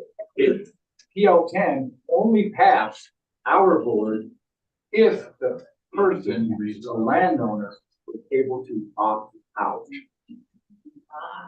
And they did have the right, and I'll tell you the reason for this, they could still subdivide it 3 times. And the reason would be the elderly people that live up in the woods here, that don't do anything, that don't need it, doesn't want to do anything, or I want to be left alone. Let me play with my stuff at home. They don't know what's going on. When they find out they've been changed over to PL10, and their whole life, like most old residents, they work to save their land to give it to their children, subdivide it for their children. And that was the reason for it. And that's the only reason our board passed it. They, including the 2 who are on the board, took that right out. You won't find that anywhere. But that is what we presented, and I have all the documentation for it to the board. And you guys can back it up, correct? Aaron? Michael? Come on. Don't remember what I had for breakfast. That would be agreement. Running to move on, and we wouldn't give it up. That would be agreement for giving it up. Right. Well, what I will say is absolutely no decisions have been made. But it also isn't presented. So it's a valid comment. We should consider that. And I will just say, what was handed over to the board in the documentation was a red line version of the changes. And what you just said, I'll be very honest, I have never heard before. It was not in the presentation. Mr. Dawson, I'm trying to answer your You question. have heard it, you're lying, straight out lying. You guys heard it, you remember it. Okay, it was there. And I was adamant about it, and I brought it up many times since then, make sure you don't forget. And you even told me, Mike, this 10-acre thing is for you to pass on the public. And I said, it should be no problem if people can opt out. See, I do have a problem with this. It doesn't affect me directly. This is, Oh. we need to keep this in order, Okay, meeting, so, okay, go ahead. ma'am. Speak to, and again, it's not me, it's my neighbor. My neighbor owns 24 acres on that strip, backs up to Mohon. Smack in the middle is his house, and then he has a garage. So he can't divide that into 10-acre parcels if he wanted to. I don't know if he does. And then on one end, there's the Coxing Kill, so that probably would be flood. So, I mean, it just seems to me that being able to opt out would be really great for him, because now you've hamstringed him and have potentially now devalued his property, because he wouldn't be able to do anything with it more than, like, if he wanted to divide that so he could keep his property and pay for the taxes, now he wouldn't be able to under this proposal. And so, I mean, he wasn't able to be here tonight, but I know that he's watching. I think he would be very concerned about it. That change, just all of a sudden being now you're designated as, you know, everyone else is the 5. You know, we had 5-acre minimums, but that one tract is much larger. So I think, you know, at least one person is very adversely affected by this change. That's it for the evening. Are there any more comments on the code itself? I had a question.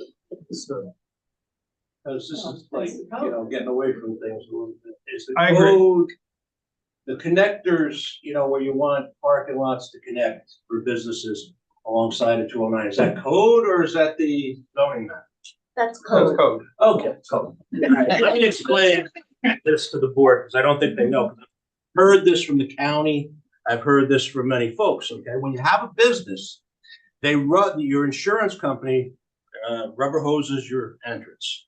When you add any exposure, your insurance goes up, okay? How much does it go up? When they were talking about doing a Dollar General and asking me for a connection, it was gonna be 6 figures, okay? Up from 60 grand, but that's a lot. And I don't think you guys are aware of how all things work business-wise. Maybe some of you are. Anyways, that, I wanted to comment on that. The other thing is, I don't see what good can come from that. Think about it. That's just the insurance, but there's other things. Manufacturers, when you're trying to have their wares, they also consider who's adjoining and what traffic you have in there. I'm going to be next to supposedly a cannabis place, okay? I'm not saying I'm for it or I'm against it, but if I had to connect up with their driveway, nothing good could come from that for me. So now that's the zoning. Yes. Okay, when are we gonna do the map? Yes. We go ready to do a map right now or what? Thank you. Thank you for that information. Okay. Are you gonna respond to the lady who's asking about the process? I will. Are there any more comments? So the process is that the town must hold these public hearings. We are holding them. We are gathering everything that is being said. Each board member is taking in. Many of us are taking notes, if not all of us. We will be discussing these changes. We will be making further changes from that.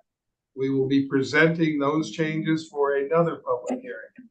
We will, and I've committed to it, and we will make it happen in some form, that we will have a workshop or a open house or whatever you want to call it.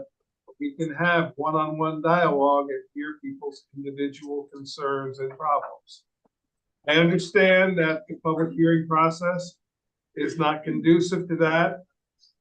It is simply the way the process is legally required to work. We will not be adopting anything tonight, not be adopting anything until we have had more dialogue with all of you. So essentially, that is the future of the process. Can I also respond to her Absolutely. comment, please? So you also asked about a timeline. At this point, there's not an exact timeline. The only time constraint is that our moratorium ends on December 15th. So if we wanted all of this done before the moratorium ended, that would be a date. I know myself personally on this board, I'm not comfortable voting for any of this until we hear from all of you and we give you guys ample time, more than a 7-day notice, to be able to hear from all of you. So that time, an exact timeline is gonna happen. December 15th is the only date that's out there, but that's just our moratorium ending. None of this absolutely has to happen before that. Okay? Thank you. Yes. Can you please, talk about the landscape, changes that you'd like to make? Sure. You know, from what I can tell, and this is my business, we cut trees. We need, permits now to cut or plant trees, depending on diameter. You can only plant certain size trees or shrubs.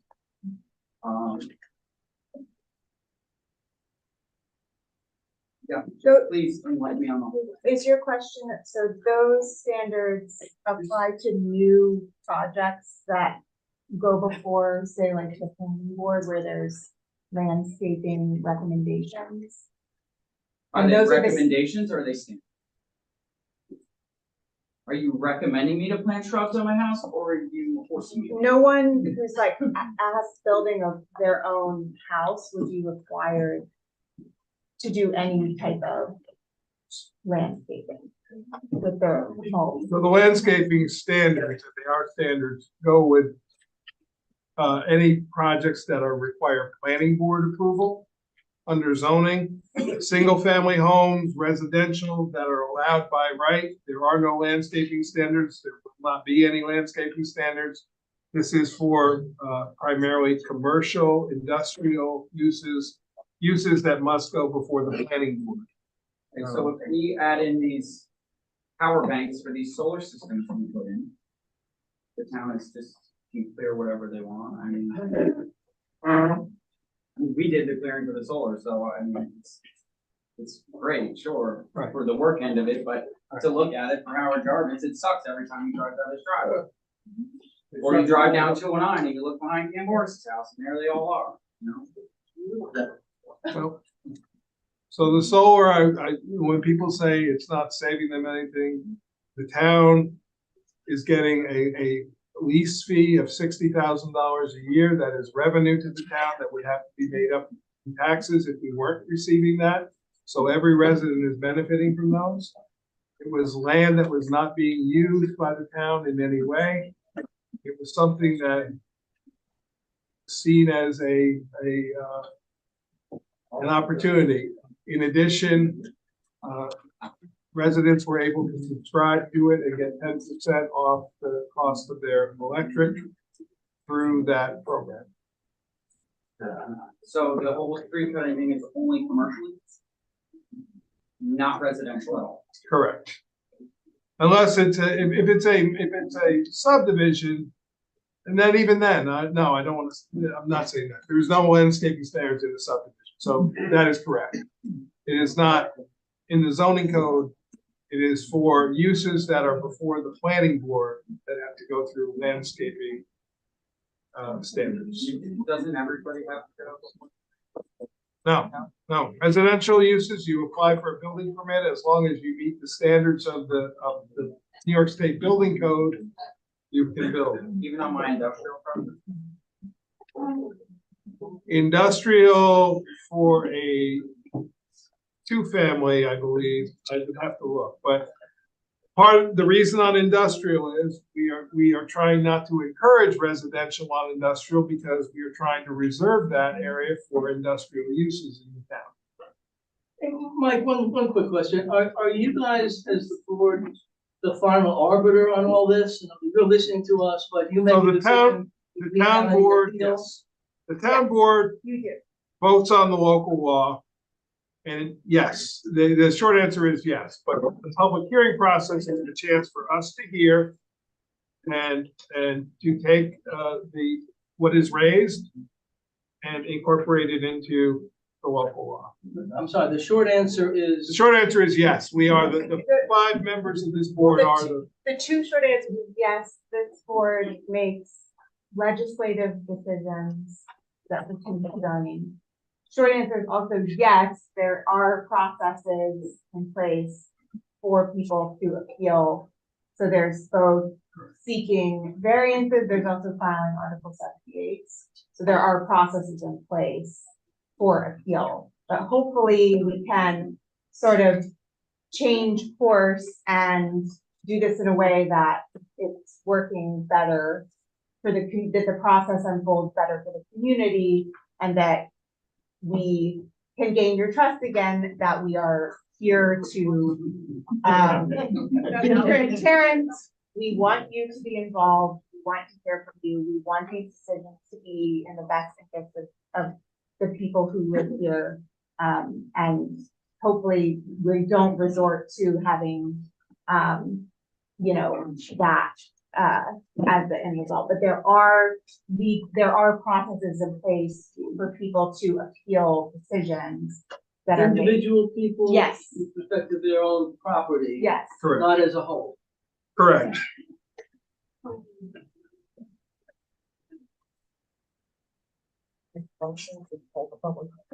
Yeah, well, yeah, I'm just, I think we're getting a lot off topic now. understood, but I just want to make sure. I'm She just asked if we wondering, can make a I- motion to hold. Make a motion to hold open the public hearing. I feel like we've gotten most of the comments as far as the actual zoning code, not the zoning map I'm talking here, just the zoning code portion of this meeting. Just because I know that it's already 8:30, I know that most of you have come to talk about the specific changes. Yeah. So unless anyone, the black chance, if anyone has a comment specifically for zoning code right now. Anyone?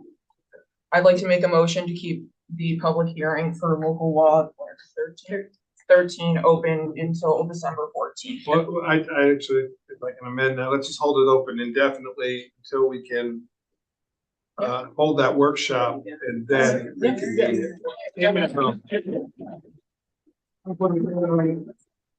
Putting a date, put a date on the last Well, the one, subdivision, so- there was very, lot less controversy, so, Okay, I'll second that. so making the motion to hold it open to a date to be determined. Have a second, any discussion on that? Okay. All in favor? Aye. Opposed? Okay. Now we will move to the zoning map. We've already talked about the varying zoning districts and the rationale behind how the town made the changes. There are approximately 43 to 4,400 properties in the town of Rochester. Approximately 525 properties were changed. Many of those were owned, as I said before, by New York State, Open Space Institute, Minnewaska, Mohawk. I don't have the exact number of percentages, but a vast majority. Anything that is purple on that map changed. That purple did not exist before. Anything that is brown changed. That did not exist before. That's all the town and school and properties. That was equated to about 30 some properties there. So with that being said, we're going to open the public hearing on particular zoning map. We haven't opened the public hearing. We haven't yet. We have opened to it, open the yeah, public but- hearing and then we can start to take the comments as people sign up. How we would like to do this is we'll go one by one, first with the people that signed up on the list. We will start with that list. We will then go to the people who are online. Then we will open it up to anyone who did not sign up. And as I said before, if you have a specific parcel that you are requesting that we take a look at, if you can give us as much information as you can about where it is, so we know which one you're talking about. We will, as a board, review every single one that is brought to question. And we will again, as I said before, we will form some type of open house to be held in the near future. We will hold this open until we get that done. And we want to hear all the comments. Our intention is not to jam this forward. I do want to, what Mr. Dawson said, the letters were always going out. I had intended from day one of sending the letters. The zoning map was not completed until our November 9th meeting. The county assisted us in drawing it. That was completed on November 14th. They then helped us get the parcel IDs and all the names and addresses. That was delivered to me on the 16th by email. And all those letters were then done and went out on the 17th. Unfortunately, the U.S. Postal Service is not very helpful these days. And that is why some of the letters we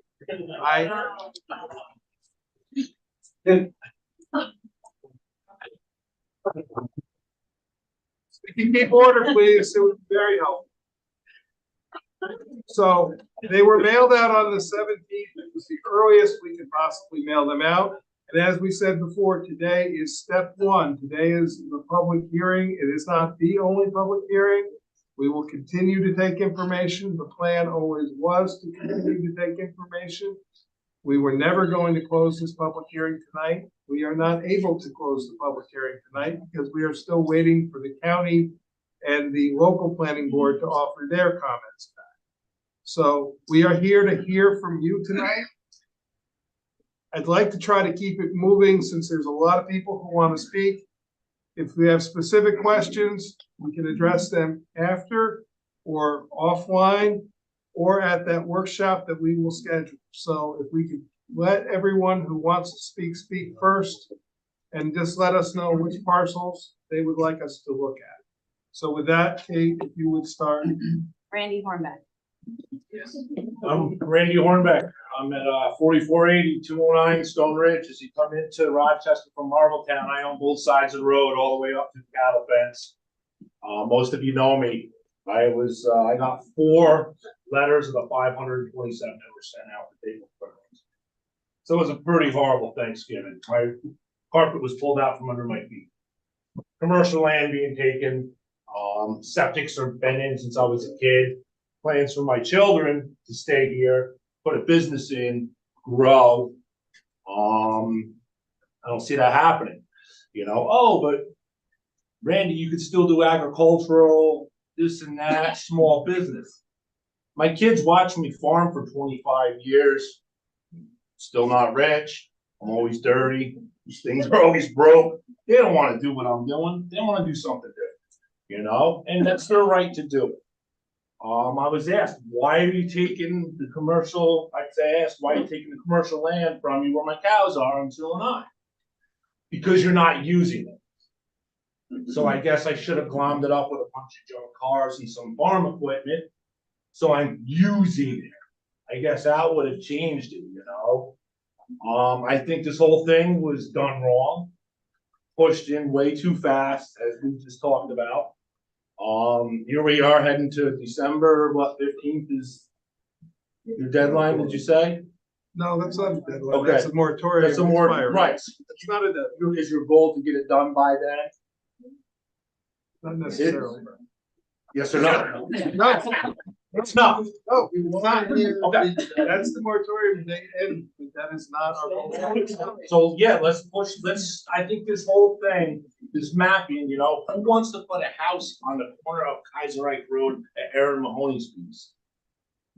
Right? I mean, traffic is backed up on 209 in the school road all morning, all afternoon. That's where your businesses should be. You want to go Hamlet and bring in 1 acre zoning, HOA, right? Oh, this is great. Sidewalks, the whole thing, bring more people in. I can't even get a cup of coffee at Saunders Scale at 8 o'clock in the morning. Place is so busy. So how are we going to help feed these people and give them what they need when we're trying to create more housing? And, you know, I just don't get it. I really don't. It was done fast. I think the mapping has to, you guys gotta sit down again. I know you put a lot of work into it. I talked to somebody on the phone. Thanks for taking my call. Thanks for listening to me Monday.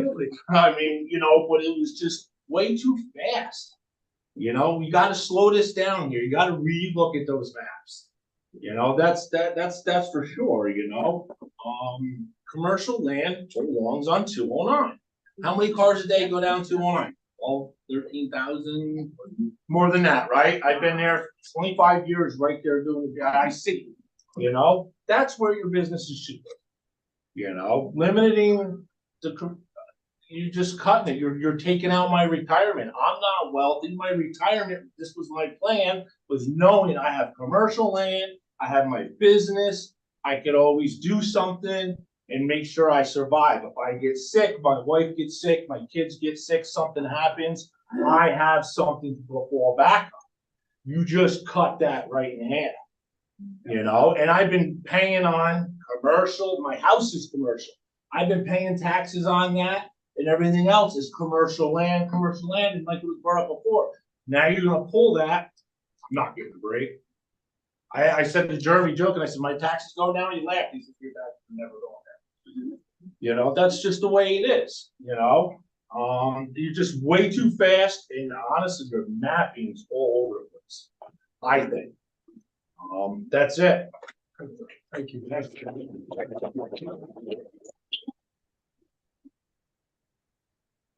Jerry, you know. Basically, it's what I said before. Because I like to find myself on one side, but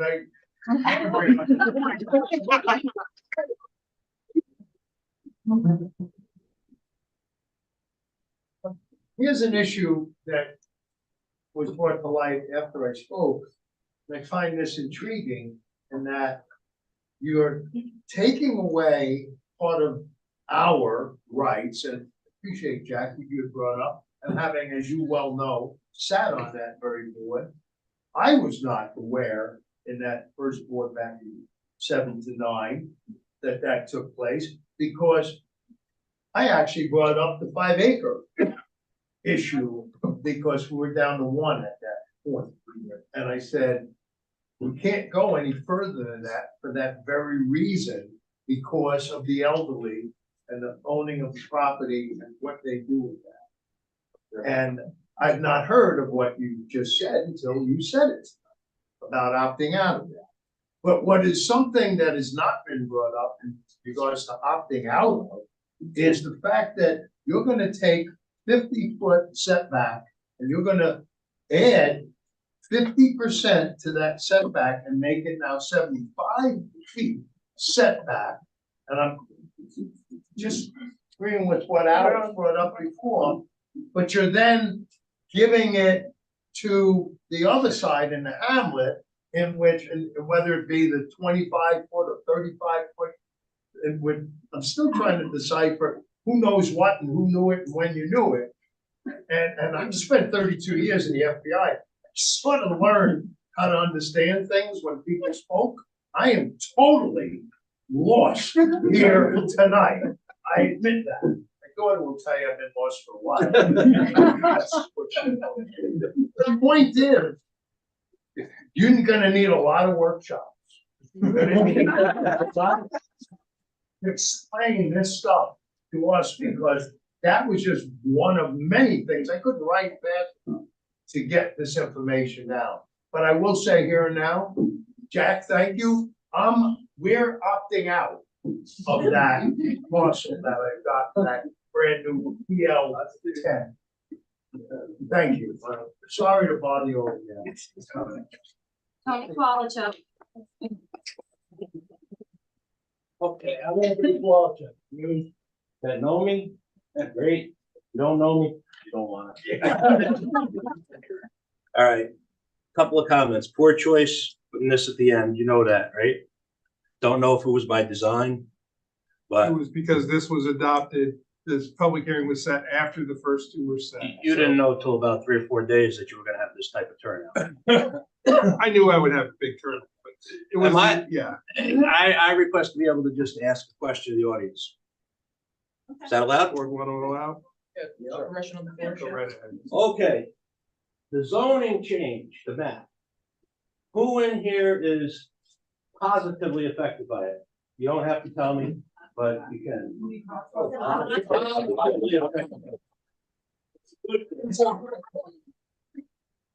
Okay, so we have 1, 2, 3. All right.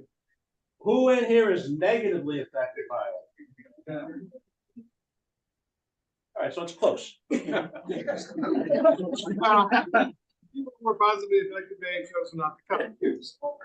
Right, but to the whoever it's important to can. Okay, so anyways, I only have a few comments. I'm here to support my neighbors. All right, I'm pro-business. I just think that you should consider making as much of 209 business, not less of it. Okay, I can point out a few different things. I don't really have a dog in this fight, but I do want to support my neighbors. All right, across from me, you wanted lot numbers. I don't have lot numbers, but across from me, it looks like you are my shop, which is right where Lucas Avenue is. Okay, looks like you're taking that back to or to residential, which doesn't make sense because they're non-conforming lots. They're going to get hit with even more from if the cannabis dispensary goes through. It's not going to be a nice place to live. Plus, you need to consider your offsets. I'm looking at the map, and there's certain places where there's already a commercial offset next door to places. Okay, so they get to build. How many? What's the new offset now? I can't follow it over the years. What do you mean by offset? Your setback. It varies. Depends. What is it? It's staying the same. Which is? It depends on. It was 15 feet last I looked for commercial. Setback from where though? Been a while. Side setback, side yard setback. Oh. Side yard or front yard? Side yard. Depends on the. Side yard, I believe, is 40 mostly. For commercial? Don't know off the top of my head. It's 25. It's 25. So essentially, 25. right, so essentially, a place that's commercial next to a place that's residential, they could build within 25, but the residential has to stay 40 away. It kind of doesn't make sense then to pull away the business, status, to me, anyways. I just think that you should really look long and hard. 209 is really the place for business. There are places that you're pulling away and it doesn't, I don't see it. I don't see it just across me. I can't speak on much because this hit me. I didn't get a letter. Okay, I'm here purely to support the people that raise their hands on the negative side of it. All right, and there's a lot of other issues, not just the commercial, but I can only speak to the commercial part and just a little bit that I know. But I do know that across the street, across 209 for me to be put just as residential doesn't make sense. Not at all. So that's all I have to say at this point. But when you, a year from now, we're still doing this, I'll have more.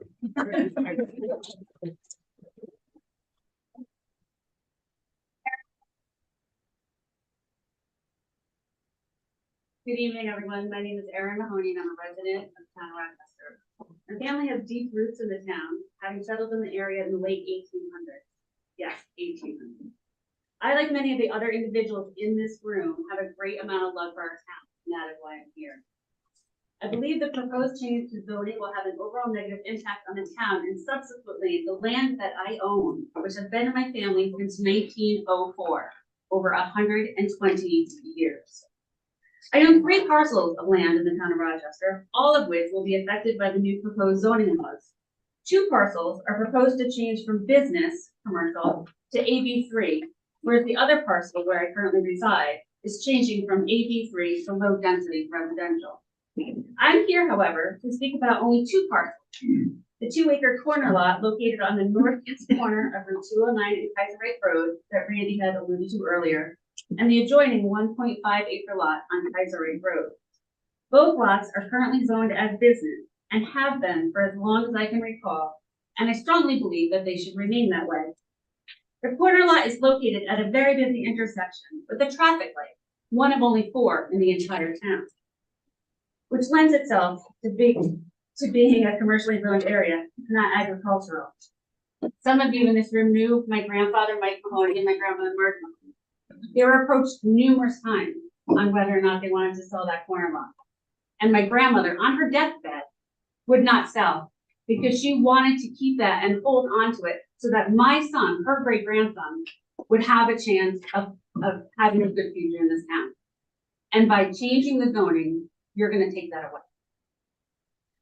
Furthermore, the property located directly across the street on the southeast corner of Route 209 and Kaiser Road has been designated to remain as a commercial property. Why is that? Was it perhaps an oversight? I would hope. From a logistical point of view, it would seem to make sense that the parcels directly across the street from each other and adjacent to a busy intersection controlled by the New York State Department of Transportation would have the same commercial zoning status, especially when both parcels were rented commercially. It simply does not make sense. I'd like to point out that my property has in fact been utilized in a commercial manner since 1984, when Cross Lumber, now Williams Lumber, and Home Centers began renting the parcel and erected a large commercially approved sign, which still remains today. For those of you that have lived in the area a while, you likely recall that between the years of 1990 to 2010, there were 2 large signs on the property, both of which generated income to my family and now to me and my son. By renting the parcel, we felt like we were helping to support a local business while also utilizing the property in a commercial manner. In fact, the contract with Williams Lumber isn't up for renewal until 2025. Kimberly Williams, the Vice President of Williams Lumber Home Center, has also sent a letter which she would like me to read tonight, as she is opposed to the change in zoning. I respectfully request that the board does not implement the proposed zoning changes to my 2 of 3 parcels, SPL 69.4-2-1.100 and 69.4-2-1.200, and that they retain their current zoning designation as commercial. Never in my wildest dreams would I have thought that a piece of property located on a corner of a busy intersection with a traffic light would lose its commercial status. Route 209 is a busy road, the most direct pathway from Kingston to Port Jervis. For that reason alone, all property along 209 should remain zoned commercial. I've spoken with the majority of the neighboring property owners on both Route 209 as well as Kaiser Road, and they fully support my argument that my 2 parcels should remain as is and not be affected by the proposed changes. So in conclusion, my property located at the northeast corner of Route 209 and Kaiser Road has been rented and used as commercial property since 1984 and continues in that vein. The lot directly across the street is designated to remain zoned as commercial property, and as such, I believe mine should remain zoned commercially as well. And finally, all neighboring properties and stakeholders support my belief that my property should continue to be categorized as commercial property. If at all possible, I'd like to read the letter now from Kimberly Williams of Williams Lumber. Dear Town Board, I am the Senior Vice President of Retail Sales at Williams Lumber. I'm writing to express my strong opposition to the proposed local law 14-2023 amendment to zoning map, chapter 140 zoning of the code of the town of Rochester. These changes include converting commercially zoned land into agricultural residential zones. If implemented, these proposed changes could alter the landscape of the town of Rochester, both economically and aesthetically. Williams Lumber has had a sign on parcel SPL 69.4-2-1.100 since 1990, which is a highly trafficked area. By converting this parcel from commercial to agricultural, it will limit any flexibility in the future use of the property. This will not only impact the use of property, but also will detrimentally affect the property value. I urge you to disapprove the proposed rezoning, and I know my opinion is shared by many in the community. Regards to Kimberly S. Williams, Vice President of Retail Sales, Williams Lumber. Thank you for your time and consideration. Thank you. We received the Williams Lumber letter, but do you want to give your letter, what you read to us to have, or? If you could just What about email the it. petition? Bunny Diamond. Bunny Diamond, I have 2 parcels. One is 39 seconds that we talked about before of 209. You want to take it from a business, sorry, and make it residential. It's an active business. This is, my son's livelihood. And you're taking this away from us. I just don't know how to express my frustration. Mike, I've come to you and I spoke to you personally about this. And I've had a couple people come that I didn't even know were coming to advocate for me, and I appreciate that. But this is an active business, and it's been an active business since I was a little kid. It was Berenger's Ice Cream. I used to live next door at Levine's. And now you want to change it to residential. It has a toilet and a sink in it. It doesn't have a shower to make it a house. It floods, obviously, because it just flooded recently with the last rainstorm because the drain storm was plugged. So I'm asking that you reconsider. I can give you the SPL if that's helpful. I have it from when you gave it to Okay. me already, so thank And then I you. have another one that's at 162 Schwabi Turnpike, and you want to make it an R5 to a PL10. This is a 5.98 lot. I believe this decision that you're making to make it a PL10 was influenced by the 300 acres that my little 5 acres sits in between, because one person owns all those acres around me. And then there's a tiny bit, a square across the street from me, that is state land. So I'm also asking that you reconsider making this a PL10 and keeping it as an R5. Thank you. Thank you. Sarah, you vote? I would let Dennis to go, so I'll let him take my turn. Okay. Okay, I'm, Dan Gedman again, 92 St. Joseph Road. I did ask you to consider not switching my land to PL10. I haven't been explained all that, well, I called Mike immediately after on being told to do that. I really appreciate you taking my call and giving me a lot of time and soliciting comments. So I really do want to credit the town board with really listening to people and being responsive to the needs so far. So obviously there's a lot of strong feelings here because it means a lot. So these changes, if they're ill considered or gotten wrong, really affect a lot of people. So I hope you hear that and feel that, and I'm sure you do. So I'm going to speak just for my land. I'm the last and only house on St. Joseph that proposed for a redesignation.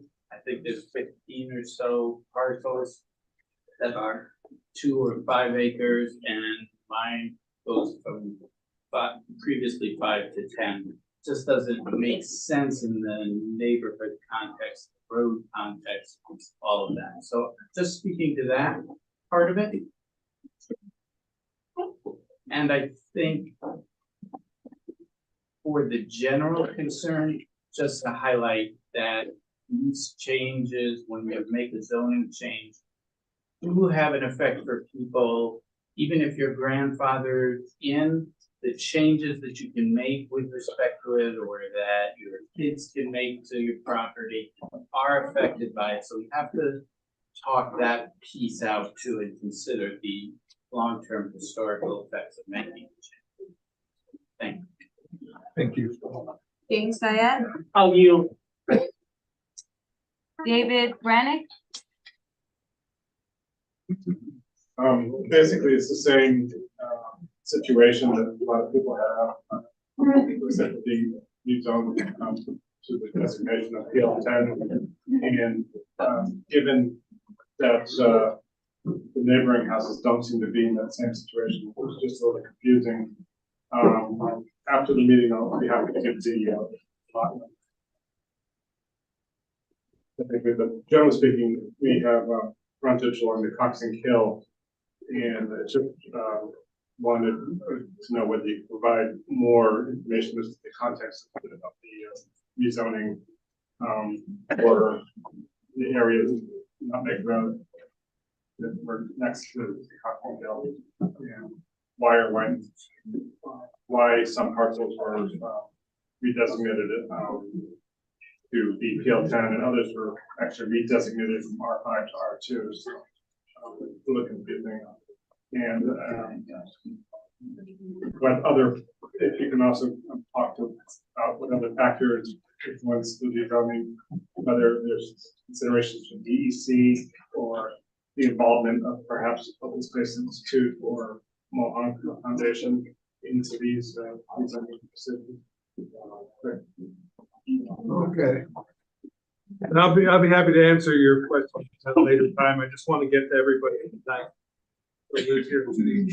Katie Naplatarski. Yes, I want to ask if if there's a possibility or if it might be a good thing to extend the moratorium. There's not, we're unable to do that at this point because we could possibly adopt a new moratorium, but the window of time to be able to adopt a local law to extend it is there's not enough time to be able Would you to. adopt a new moratorium in order to? We could potentially, but there is a process that would have to go through. And there has been an impact too. There's an Sure. impact for that as well. Do you have other comments or, okay? Elaine McLean? Yes, I know we are not supposed to ask questions, but I have a question that I need to ask. I can't do any more analysis until I have an answer. And I was looking for the prior zoning, the existing zoning law that we have now. And I pulled up on the, if you go to the town website and you look code ordinances and then it takes you to and at the end of that particular code, it has a 2019 map. Now, is that the current map? Yes. That's in place because the reason I asked is that a letter that went to a person that I know indicated that they were being moved from business to hamlet. But of course, they and are not designated business on that map. So I was confused as to whether there was a different map that I should read. No, Just that the letter was wrong. the current zoning map is the 2019 map is the current. It is a very, we did fact check and apparently there was one or two things that may have slipped through the cracks and yours may be the possibility that you bring up. Right, you took an agricultural business and you put it in a hamlet. So that was just a curiosity. It is currently zoned AB. Oh, AB3, not business. Okay. AB3. which is- AB3, Yes. agricultural business. Now it's potentially moving toward hamlet. So anyway, I just wanted to make sure that I understood its current designation. Thank you. Thank you. And thank you for all of your work. And thank you for all of your visions and all of your comments. Jackie Dawson. Yes, my main issue with the map, one small thing with, all of the zonings. If you happen to be PL10 now, and you have a 3-acre parcel, which there are many 3-acre parcels at PL10 now, because they're in between two large parcels, so they just said, paint it all purple. Well, now you have to meet the building standards of PL10, and you only have 3 acres. Where your building standards for your 3-acre parcel or 2-acre parcel, whatever you have, your setbacks are different, everything's different. So when you go to get a permit to do something for town, you're affected that way because, but you don't have 10 acres to begin with, and you're PL10. That's something that needs to be addressed. That's it on the PL10. Now I'm gonna rip apart the hamlet and the business. 75% of the business along 209 was swapped over to hamlet. Starts at this end of the town, Skate Time is now hamlet, right, 1 acre zoning. Shane Ricks at 16 acres in front of the storage shed, hamlet. Your place, hamlet, and that's clearly a business building. Saunders Kill is now hamlet. Rosenkrantz, hamlet, businesses. Jack Schoonmaker's farmland, hamlet, all the way up to the creek. Whoever did this zoning map obviously hasn't driven down the street and looked. Now you look at right next to Napa, vacant piece of land, that's still business. They're saying, oh, if it's empty, it's gonna be, you know, it's not gonna be business on it. That's still business. Your mother's house, still business. That's not a business no more. All over, you just go up 209 and you can pick it apart. No one drove down the road and go, look. And you can go to the other end of the town and work back this way and it's the same thing. They just, someone took a paintbrush and said, let's make it all hamlet, 1 acre zone. 16 acres of commercial property is now hamlet. What good is that? Unless there's something up that we don't know about. Saunders killed, all hamlet. Well, how can that be a hamlet? It's not a hamlet. It's rampant up and down the road. I can pick out businesses that are now hamlet. I can pick out houses that are still businesses. No one did their homework. We did not have this when we created this map originally. They did this after the zoning committee did it. We were a bipartisan committee to work on this and get something right. We could submit, and we submitted it to the board.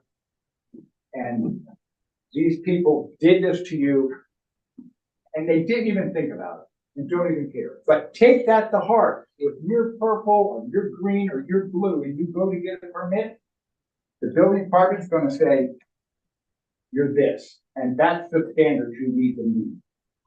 So that's a big deal.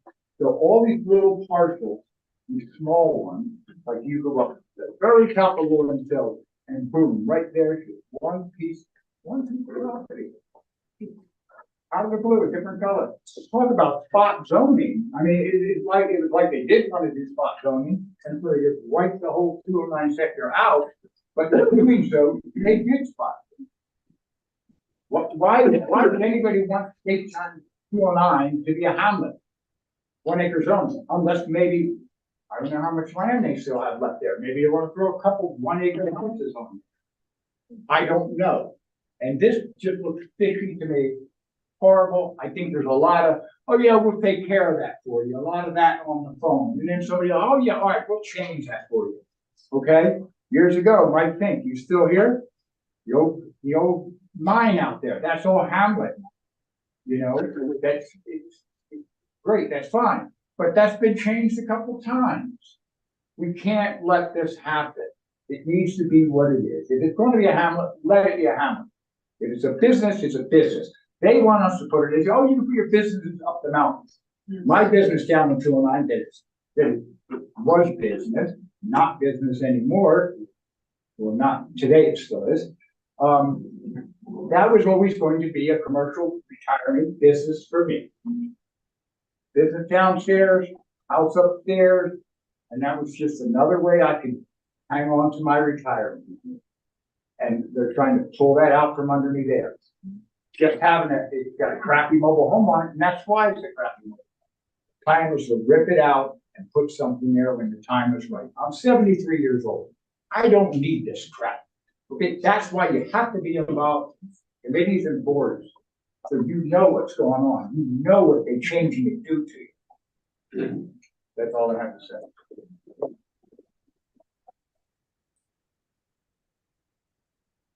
Eddie Callahan? A lot of questions were answered. I'm R5 now. They're changing PL10. I'm just expressing my opposition that opting out. I can't even subsidize the children I have with this thing or for future generations. I mean, I don't understand the change. R5 is still, you know, low impact, difficult build. Why go to?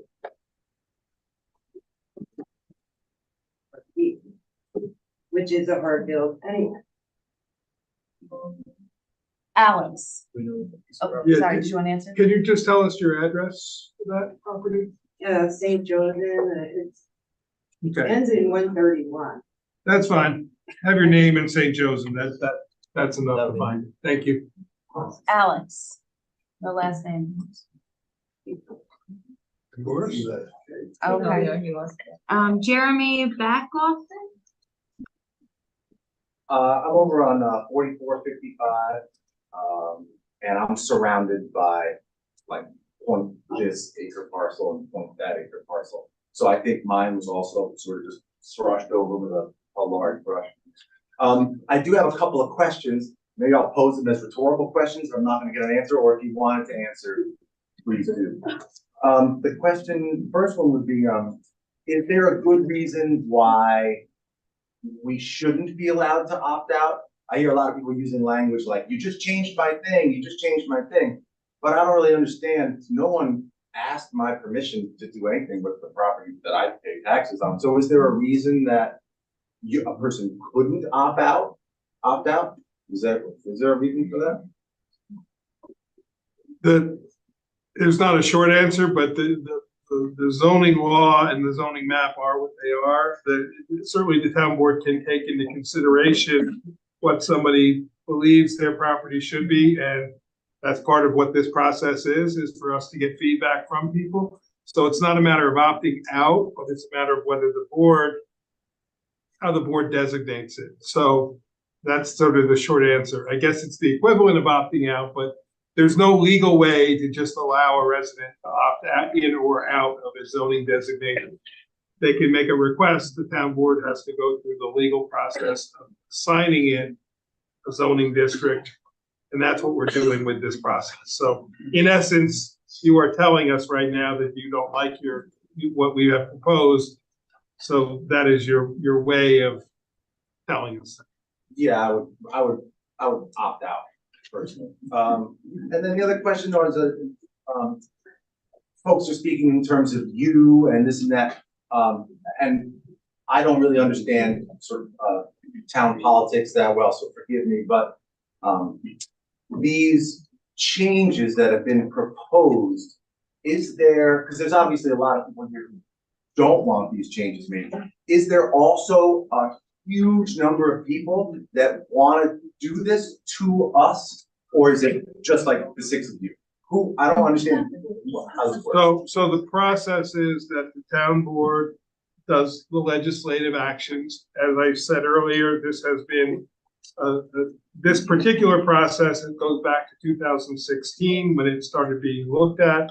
Prior to that, as Mr. Fornino said, there was if you went way back, there was a 1969 comprehensive plan that was redone by the town board in 2006. That started a zoning review process because zoning law has to equate to your comprehensive plan by law.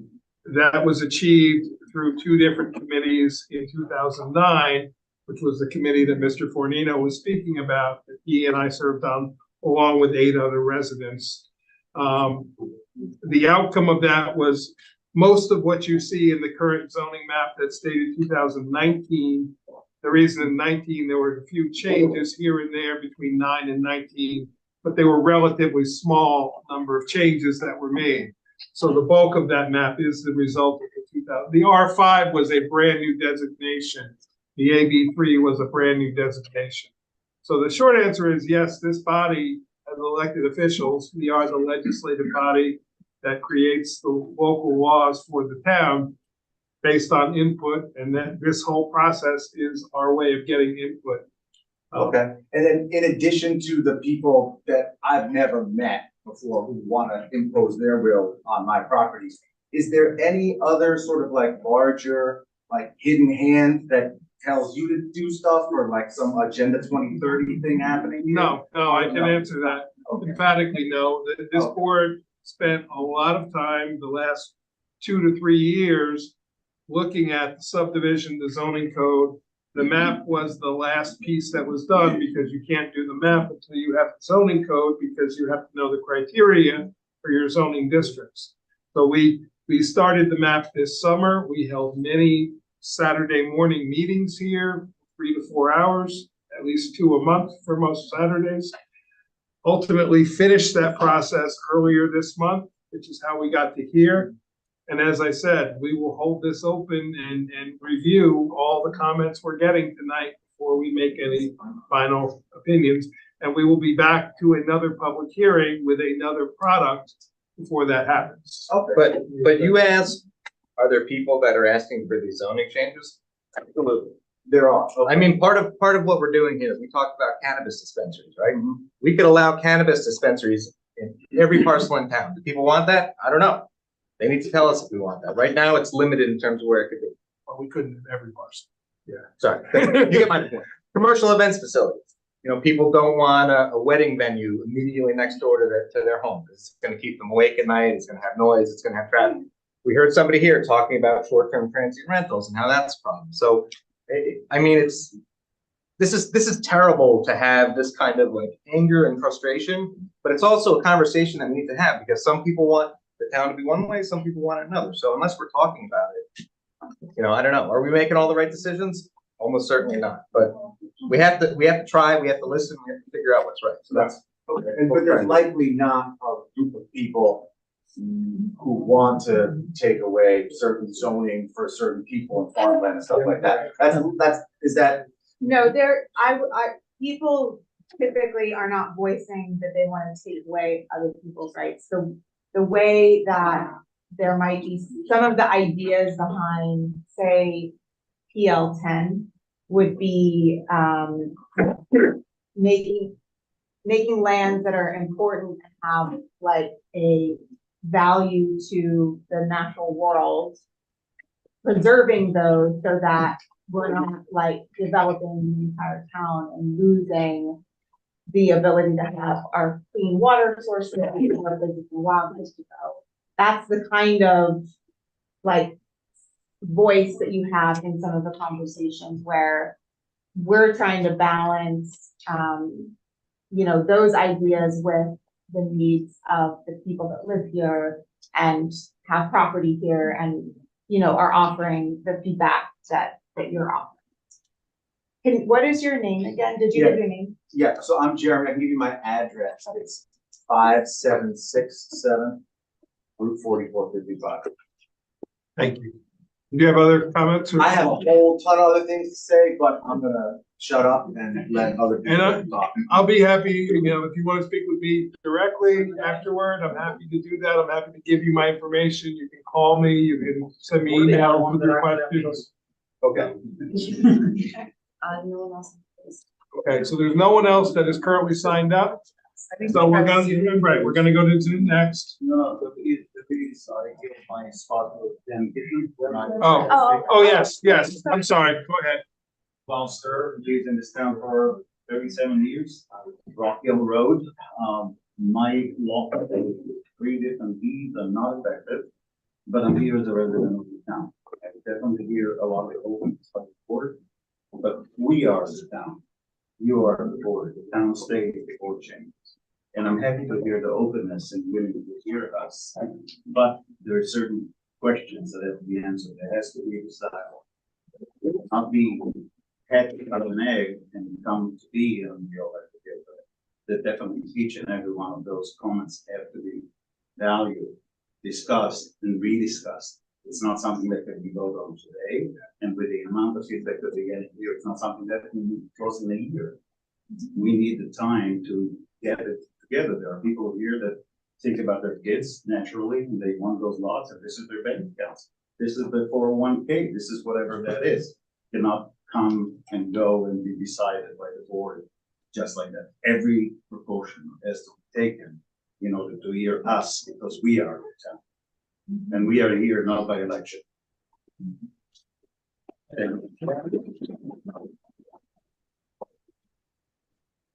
Okay, now, let me just get people who haven't spoken before we get to the second. Yeah, I'm gonna ask if there's 3 people left on the Zoom.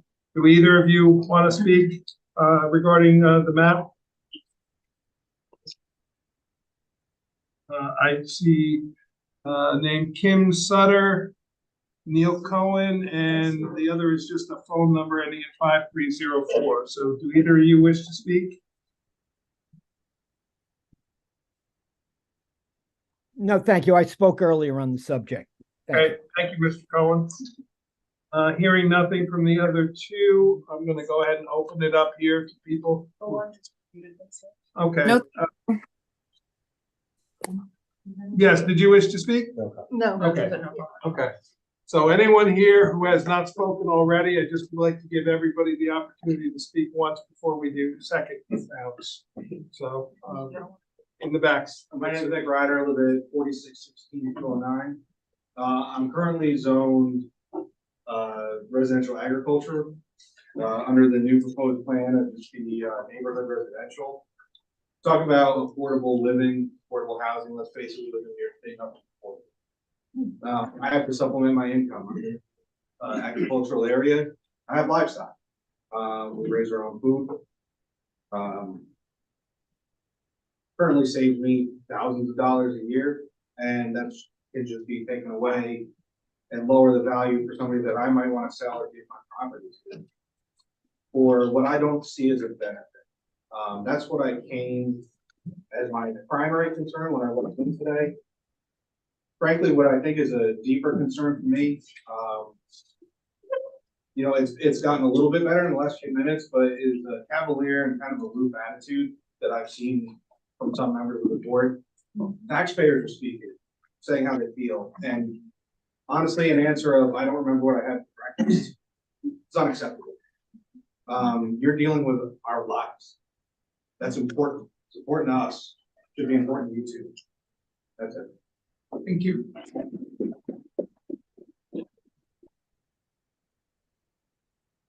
Okay, anyone else wish to speak? Yes, sir. Yeah, I'm Tom Henneberry. I want to, add on what Nick said.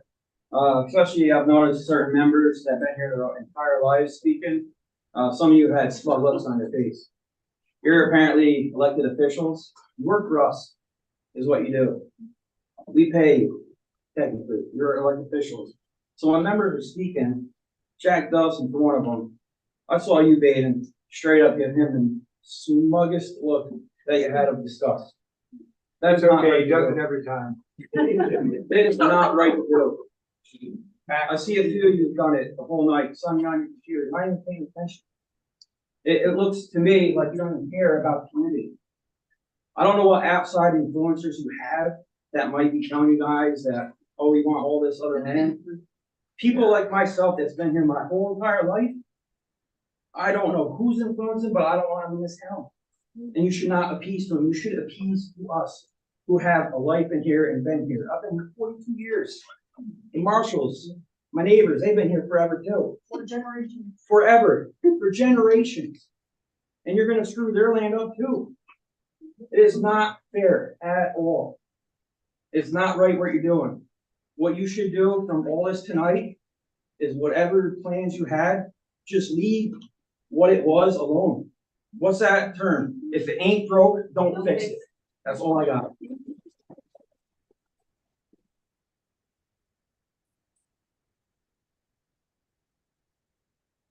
Yes, sir.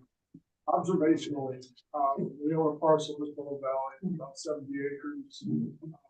Being redesignated R5 PL10, the decision in an area where that whole map is purple, all those people elected to preserve their land. There are instruments for that. The rest of us don't want minimum lot sizes to double. It's our legacy. It's our kids' legacy. You don't have the right. You just don't.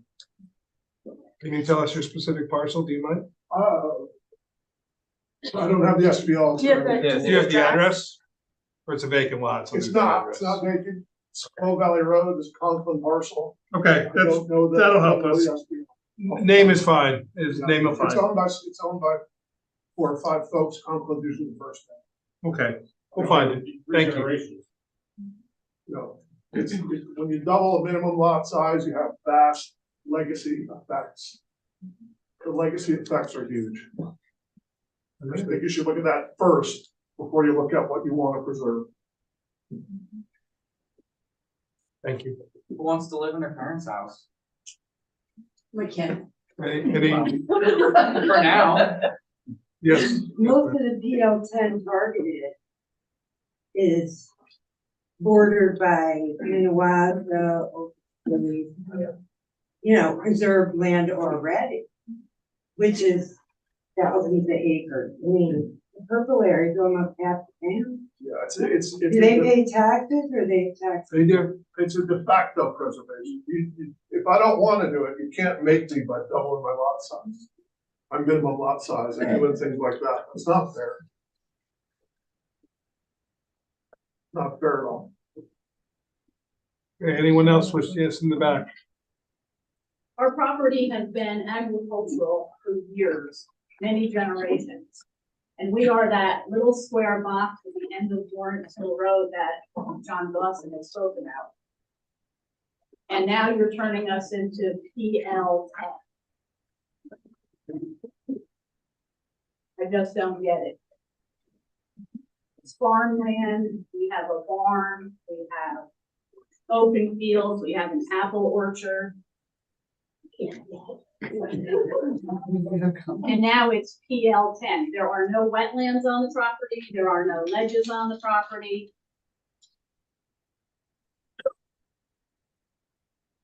It's good old Cohasset topsoil. There you go. You said it's the one at the end of Lawrenceville? 170 Okay. Lawrenceville. Thank you very much. Appreciate it.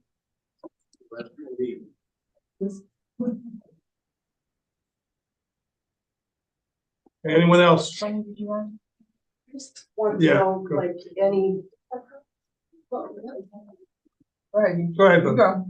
If you could send out letters for like the, whatever you're gonna have. Workshops or whatever We you call will, it. we Yeah. will, we will get, Yeah. we will get letters out, we will get information out as, through the newspapers, through the website, we will get it out as. And hopefully with a little bit more notice. Yes. It will take an effect that it seems to take 10 days to get anywhere in this town. They'll give us 20. Oh, probably more. Anyone else? Yes, sir. I'm Albert DeJager and I've been in Southport. I'm Albert DeJager and I've been in this town since 1966. And that's just when they started to have Solomon come in. And I've never been a fan of Solomon because it creates a lot of problems. And last I know, it's still in the Constitution that we're allowed to own property. That's a given right. But you're taking the rights away, making a mockery of it. What good is this property if you have to abide by all these rules and then being taxed on it besides, have your rights taken away? It started with the Wetlands Act. All of a sudden you could use the wetland, you still were allowed to pay taxes on it. So each encroachment is a way to lessen our rights as property owners. Thank you. Anyone else wish to speak?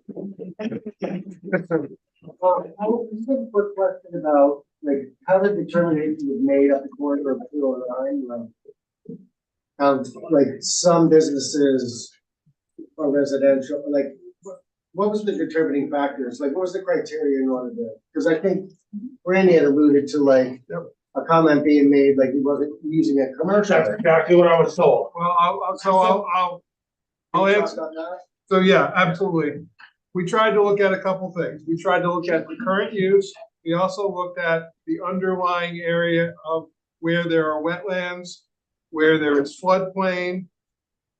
Certainly those areas, if they even can be built on, are very difficult to be built on. The town's business district was primarily where it was business was 600 feet, as I said before, from either side of 209. Back in 09, when this ag business idea was created, it was for the agricultural side of 209, the Shanga mountainside.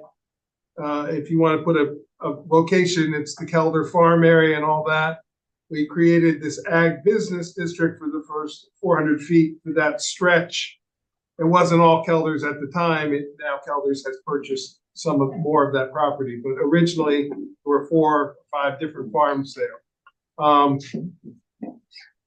the section where Lucas intersects with 209 there, I will say to Bunny, yes, we got that one property wrong. And I said that to you in my office when you came to talk to me. It is a business. We made a mistake. I will freely admit we made a mistake on that. So if there's things with the map that. But my point is, we tried to look at existing uses. That one stretch there, there's many residential properties already. And so that were zone business. And so we were trying to recognize what the existing use is. I freely admit that maybe, in some of these other areas, we got it wrong, and we're gonna take a look at it again. And that's what this process is for us to hear from people.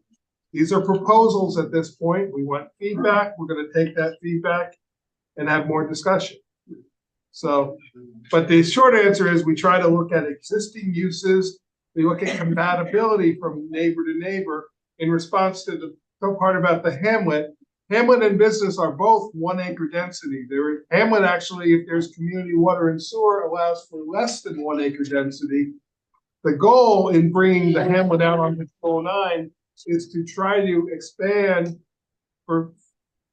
I've lived in this community now 25 years. For the 25 years I've heard, and from previous, people want Accord to be back to a viable, self-sustaining, thriving hamlet area. So our goal was to try to expand that, to create a walkability, yes, maybe eventually sidewalks along 209, like similar to. We've listened to all of you. I would ask that you would allow us to speak as well. So to create a walkability, if somebody wanted to walk from the hamlet to Saunderskill, right now they couldn't. So to create that possibility. Many of the uses in the business district are allowed in the Hamlet district. There's a lot of businesses. The Hamlet district is a mix of business and residential. So are we taking away the ability for, say, a Walmart? Yes, but we're creating the possibility for smaller businesses, for businesses with residential above. And that was the idea behind making that stretch of 209 into Hamlet. Some of us, it was not necessarily, my version was to bring it to Saunderskill and stop there. Other people said to bring it further. This idea did initially come out of the zoning review committee, the initial idea of this. So, but my point is, it's a workable thing, and this feedback that we're hearing from you, from the people here, is going to go way into any final decisions we make. Right. So do you have SBL numbers? Not offhand. But find it. Did you call me? No, that was not that. Okay, but it's the same property? Yes. Okay, so I have it on my list. Yeah, I'm attended there, so Okay. There's viable businesses Yep. going on. Understood. At that location. So. Understood. With a full paved parking lot. Which, Yeah, I'm it's a sorry, which business. address? 7627 Route 209, and that's currently, sorry, I'm Portland Loomis. That's currently one of like the most probably prominent commercial places in all of Accord on 209 that's recognizable. It was a tanning salon for however long. It's been commercial property for probably 50 years. So taking that and putting it into residential just doesn't make any sense. So I was thinking maybe it was a mistake on the map, similar to some of those other properties along 209 as well. That one was proposed R1, which does allow some business as well. So, and the businesses that are there now would be allowed to continue. We were looking. Just answering your question. Yeah, understood. The problem with this, but you go on. The problem with grandfathering that is business is a continually developing process. So when you take and you say, well, we're gonna grandfather something in, that doesn't take into consideration that you may lease that out to somebody else that wants to do something. That's 209, there's tons of traffic there. It takes away the ability for that property to be a viable business. I believe from what I read from other documents is that the town of Rochester is looking to bolster bolster business, and you start to take things away and make it into residential on 209, that doesn't make any sense. So, Fair enough. And then what kills the grandfather? So is if something's bequeathed or if it's sold? So, no, as long as a business continues, and to sort of answer your specific thing, tanning salon is not in our zoning code, so it doesn't have to be another tanning salon. It could be a similar style of business. Basically, all those types of business are just called retail and service establishments. That covers, whether it's a tanning salon or a bookstore, which I know you guys had in the back. Those are all the same classification of businesses. So they would be allowed to change to a different type of business. But say it couldn't change from a tanning salon to maybe an example of a restaurant, which has, or a doctor's office, which might have different needs of parking. I don't know 100% that it can or can't. The R1 district that is in does allow, like I was saying earlier, smaller use businesses like the Duffy's Market, for example, was the one the example I used. R1 district allows those types of uses. And that parcel, the shape and the length of that parcel, but incredibly narrow, that's sort of self-limiting right there already. When your dad and I talk, he admits there's not much more he can do with that property. So all that factored into this decision, certainly we will take your comments into consideration. It's on the list to be looked at again, and we certainly will. But I'm just trying to explain our thinking in changing it. Just a note for, there's been questions about grandfathering and where you would find that in the code. There's a whole section of the code, 140-39 and below, that addresses that. And it is about the continuation of that use. So you are correct. There would, if it were to stop I was trying not to give that information, but the specifics are in there. 140-39. Yeah, and then there's a whole section. And there are proposed changes to that section as well, but so you can find it as it is, and then in the proposal there is the similar number. Yes. I have a quick comment on SPL 76.2-5-10. It currently has a designation of agricultural disease. And that's exactly what it is. It's a beautiful farm and farm stand. It's incredibly beautiful. It sort of captures what's best, I think, about our town. And I'm not prejudiced. It's just my daughter-in-law and my son operates Montesquieu Farm. And I think it should stay designated as agricultural business. I've seen what happens. I'm from New Hampshire. And we have this wonderful little town with these great farms, and people started moving in. And even though they moved in next to a farm and they knew it was farming, they would complain, and they ran every farm rather, out of Bedford. Every single farm is gone, including the chicken farm. Now, when you move next to a chicken farm, you know you're next to a chicken farm. You shouldn't be complaining. It's like the raceway. But there's an operating chickens with clucking going on. It wasn't like clucking stopped. It was clucking all the time. And, the problem is when you move it to a hamlet, you say high density residential. You're going to affect the farm next to it. You really are. And to me, that Saundersville represents everything I love about this place. Thank you. Anyone else have any comments? Yes, sir. To add on to that, you're driving down 209, you got Saundersville, you got Shane Rich's piece. It's gonna be Hamlet. Who wants to see 20 houses in a field? 50 houses in a field for a mile long. It's not a spot for a hamlet. It's gonna stick out like a sore thumb. I know I wouldn't want to live there. So you're gonna designate it as hamlet. Who's gonna buy it? Who's gonna build on it? what are they gonna build? They're not gonna build $1 million houses, are they? You're right on 209. Definitely something to reconsider. So the response to that is that the goal is to have business, as I said earlier, business, a two-story thing with business and smaller homes or rentals upstairs, as we heard from the very first speaker. And we hear often housing. I want my kids to stay in the community and they can't afford to buy in this community. So our goal is to we have very little rental housing in this community. So our hope is to allow for the ability for rental housing to show up. None of us want to see the picture you just said of 20 houses in a field like that.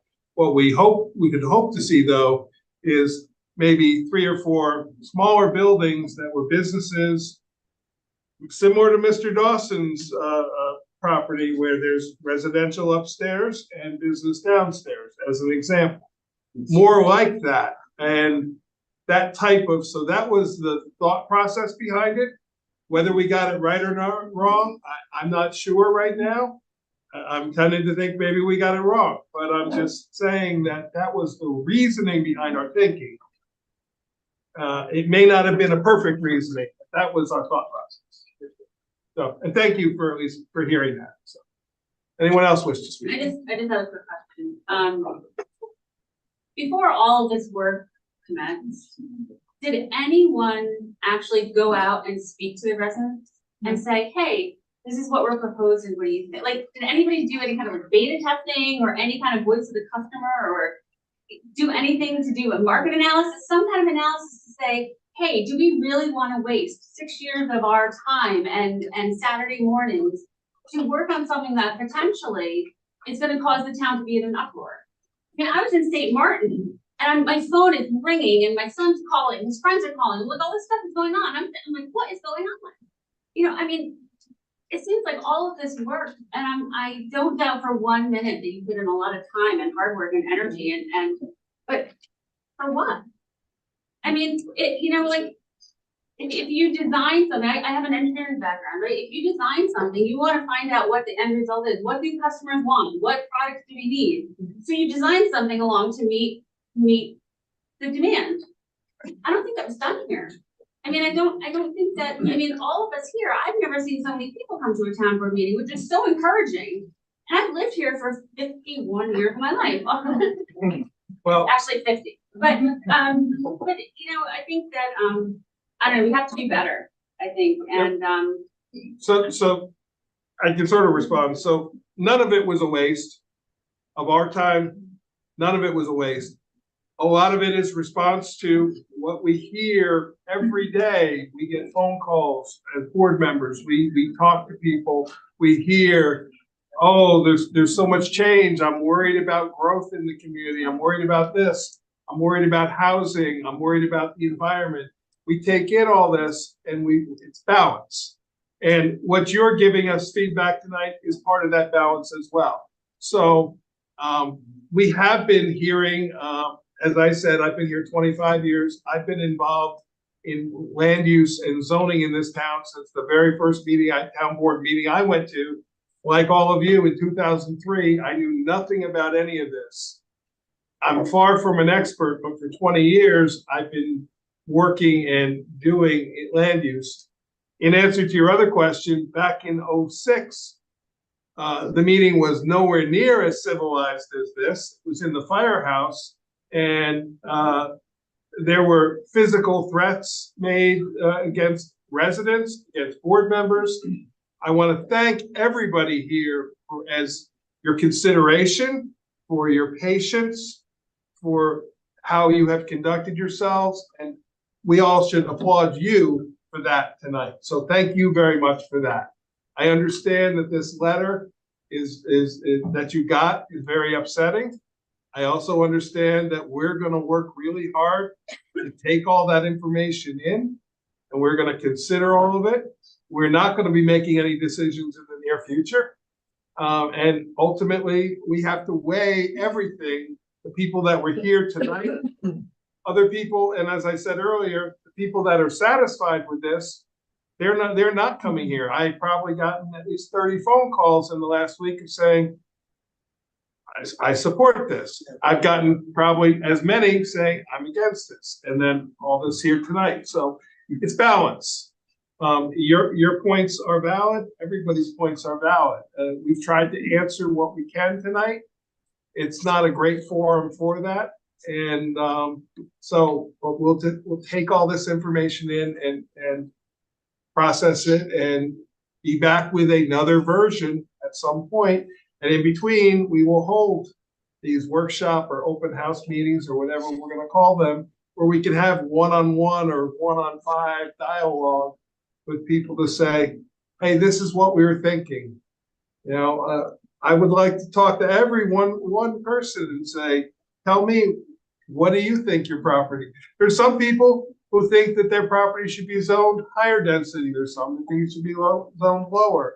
Also, like one person didn't know all the uses they could do. I printed out a copy and handed it to them and said, all these uses that are on this list you can do with your zoning designation as it's proposed. And they walked away saying, wow, there's a lot I can do that I didn't realize I could do. So it's a matter of us getting the information out. So with that, is there any other comments? Yes, sir. So on the Hamlet properties, stopping all of these investors, I'm gonna call them, that are building houses. You got Catskill Farms, Hudson Valley Homes, I mean, multiple, that are building these houses all over. They could scoop up Shane Rick's 16 acres that's got a for sale sign it for the last how many years, and we'd be looking at houses. They could put a mobile home park in there, no? Not in the Hamlet district. They couldn't actually. In the business district, they could. Not in It's the so Hamlet. possible that someone could build 16 houses. as it is now. Because it's because of the underlying zone that it corrects. You can subdivide it how many times? I think it's business, so yeah, it's 1 acre. Business and Hamlet are both 1 acre And zones. residential is a principal permitted use, and If it's commercial only, then you can only put. we don't have businesses. any. We don't have any commercial. commercial only. Our business district allows for residential. Our business district does allow for the most uses in town, but it also allows for residential as its principal use. Residential is allowed anywhere in the town. New construction in the industrial district does require a special use permit because we did not want to encourage, and that was not something we did. That was something that was done in 2009. We have continued it, but it involves getting a special use permit because we want to make sure that people realize they're building in an industrial district, and if they choose to and want to, they can go through and they will get their approval. There's no way that probably that they're not going to. But business is we allow residential because we are a residential community. So And Jerry had a. okay, Jerry. Oh yeah, thank you. Right. My hair. Michael, It's okay. this happened 15 years ago or so. We got done before we had this designated the Lifton building. We were over there at the old town hall. And when we sat and we put this thing together, we knew that the people of this town, that I have tremendous respect for, and more so tonight, would come out and there would be problems.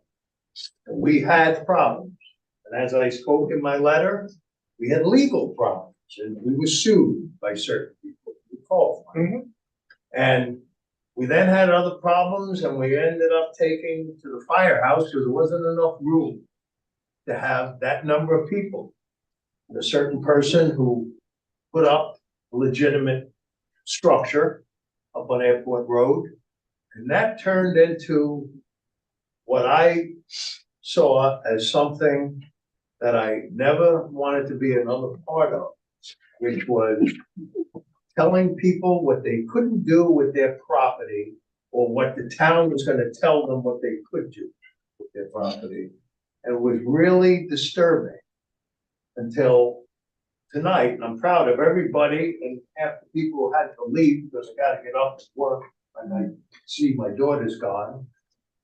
And I gotta tell you, I'm proud of everybody who came here. And I do know some of the people who left were here for very particular special reasons that they saw fit to take away our rights, mine, Cindy's and Lenny's rights, that I'm gonna pass on to them when I'm not here. And that's what I hear tonight, is we busted our butt, we paid the dues to have what we have and to own what we have. I'm not going to Tennessee, I'm not going to Texas or any place else. I'm staying, I'm dying. He's gonna put me in between my best pals, my two labs. And I'll tell you what, all of us need to start coming back and tell them, as a number of you said, this is what we permit you to do. And that's what we were told, Mike, during those other meetings, those very heated meetings that took place before we sat down for that second run of zoning and so forth, and we knew that it would bring out some real problems, did. But this, what took place here with this board, I'm sorry, but that is not right to come out and say, we're gonna color you all purple or brown or green and think that that's gonna sit well. They gave that to kindergarten. So I hope you do go back. And I hope that we can stop having these things after, and what you're trying to do now is put those worms back in the can. It's not gonna happen. We're not gonna allow it to happen. And that's what we all have to do as a community, stick together and say, I don't want what any of you have, but I don't want you taking away what I have. I've worked hard for my family. And that's what I think we're all trying to say here. And I don't have 50 years left in me, but I'm real happy I put the 50 years into being a resident of the town of Rochester, and I'm not gonna be a resident of any other town. They're not taking away from any of us what we've earned and we worked for, because that's the way it is. You do work for us, but you're also a part of us as well. You're our neighbors as well. And so what you do we all have to work this out together. So, thank you, and I'm sorry. In the back, yeah, please.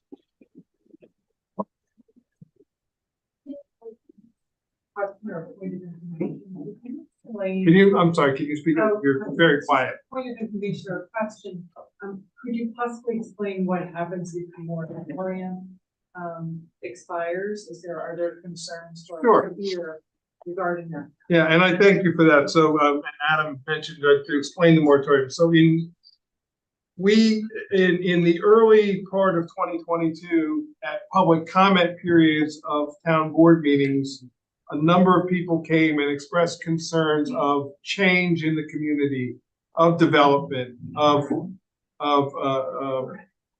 fear of what might happen under the current zoning code, and development and change and splitting up of properties. So we knew we had to take some time. The zoning review committee had finished their review and presented it to us, but we knew we had to have some time to work on that. So we initiated at the time a 6-month moratorium that allowed for 2 3-month extensions beyond that, which took us to June of 2023. At that point, we had held public hearings, we had met, we had made changes to the zoning code. We had referred them to the county and the local planning board for comments back.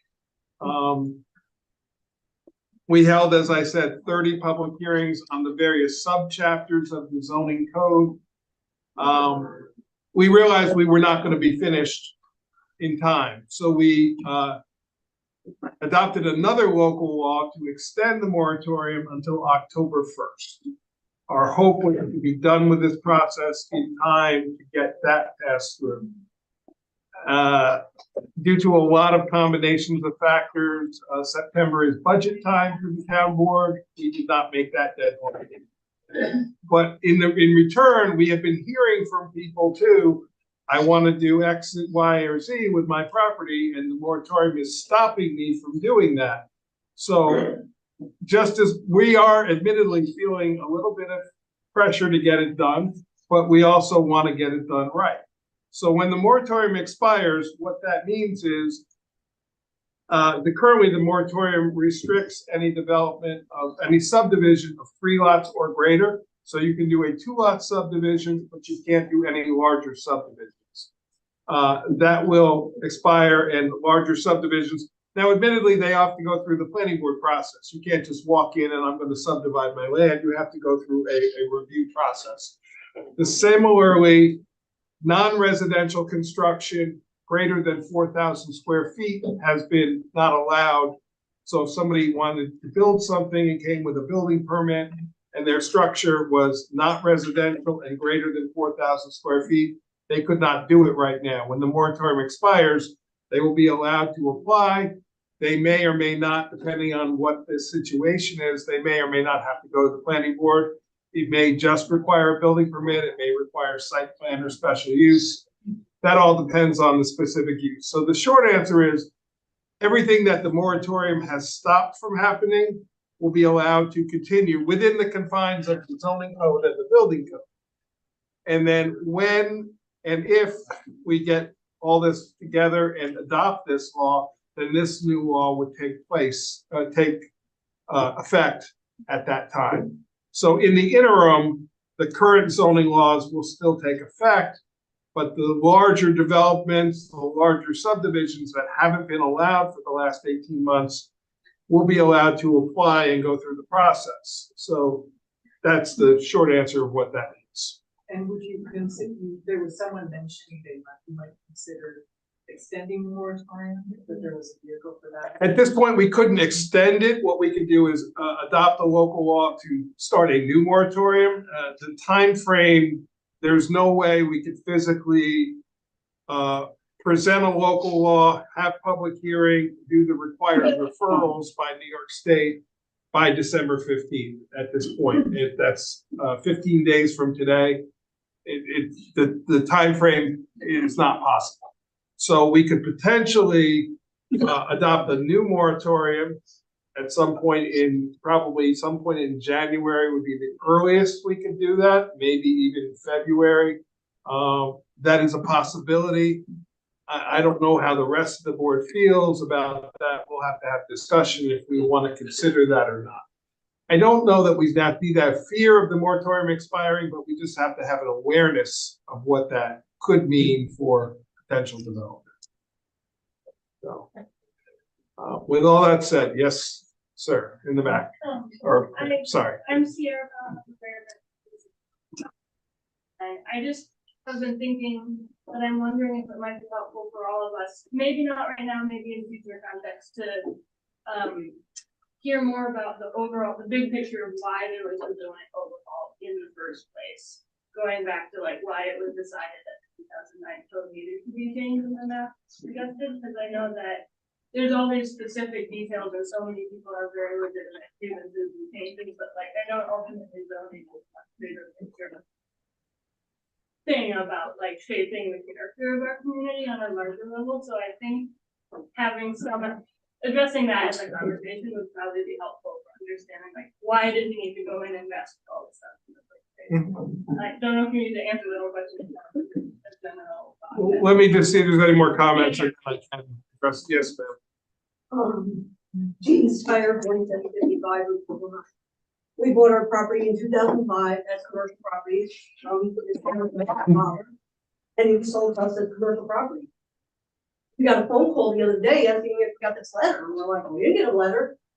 So I'm looking, I can't understand one thing on the site because I tried looking, but it didn't make much sense to me.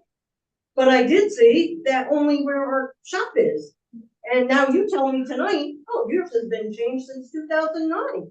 Really?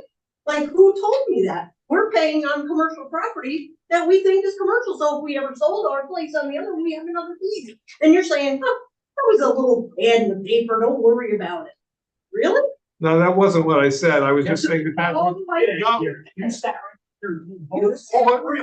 thing in the paper. What I said was that was what the former board. Yes, you said, and you said it's been here for 25 years. Well, I've been If here. you let me answer your question. No, who said you wanted to talk before? Okay. You allowed me. Okay. That's why, and I've been here my whole entire life. And all a lot of these people are alive. I know all the, oh, well, we could walk to Sunderskill. Are you gonna walk down 209 safely? Are you kidding me? Oh my God. You can't probably get out of the parking lot. It's very busy there. And I love Sunderskill. I've known it my whole life. They know me. But you are not gonna walk down a sidewalk to Saundersville. I hate to tell you. No, and like I said, we put that and have been paying on it. I didn't go back and look and think, oh, this isn't commercial anymore. Why would that be? Yeah, why? No, but what I tried to say before. I know is- you didn't do it, but how did I know? I understand, but I can't answer for what the previous board did. My point was, and what I said to you is, we made sure this year with this change, that any changes we made, a letter went out to every I party. got no letters from nothing. Because you're- Because we're already taking. Understood. Tell me what I can do on my little 1 acre over there. What are my options? What was your name again? Jean's Tire Service. It's the parcel right next to James Yes. Tire. At one time, it was There. one parcel divided into two pieces.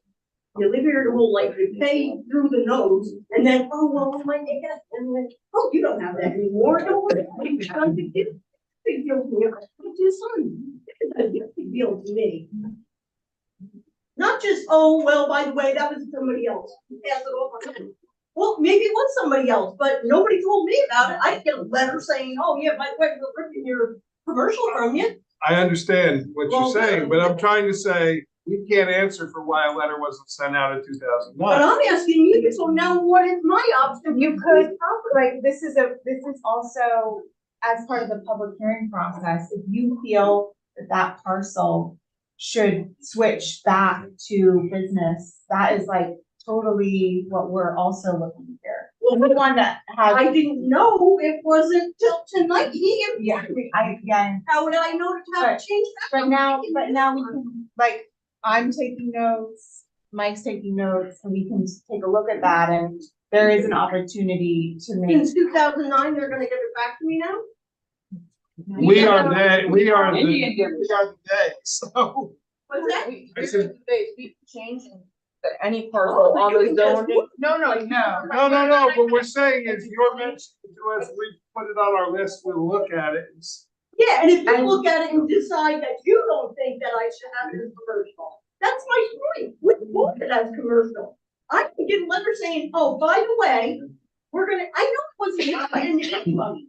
So how am I confident that you all sitting up there are gonna take, oh, yeah, right, like, we're gonna do it for that meeting? I don't think so.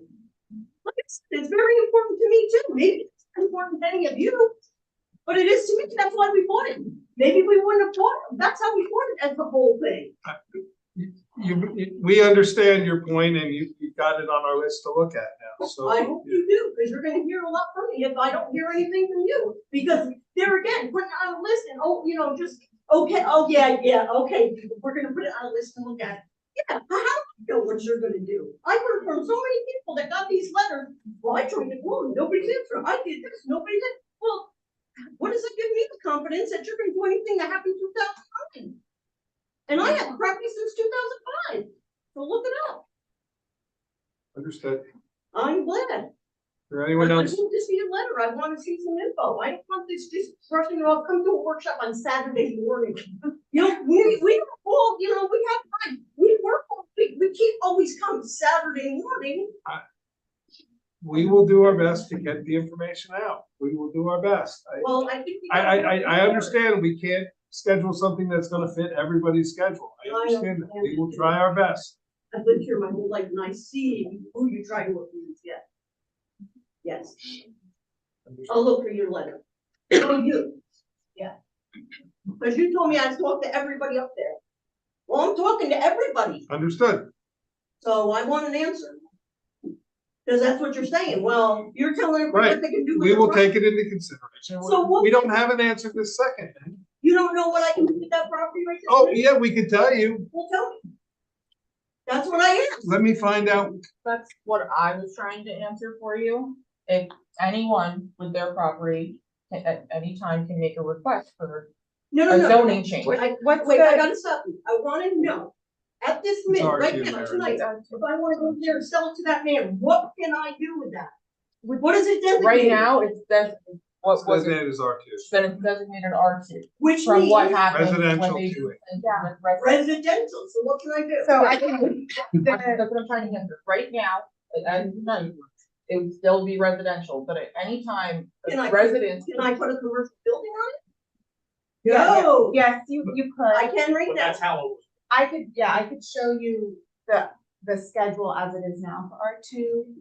The principal permitted uses are animal agriculture, bed and breakfast, cemetery, daycare centers, emergency services, Cemetery. farm operation, one family dwellings, places of worship, parks, sawmills, two family dwelling, and then the special uses, which you would get a special use permit for, commercial events facility, non-residential structure, which would be a commercial structure, golf That's allowed. course in, go in. So why didn't they just leave it commercial? Why would you take I that don't- away? Yeah, I don't, On board, I- but none of us were. but, Because, but I could, I there's, understand. so- you so- put it on the board, but I so don't there is no designation commercial, there's designation business.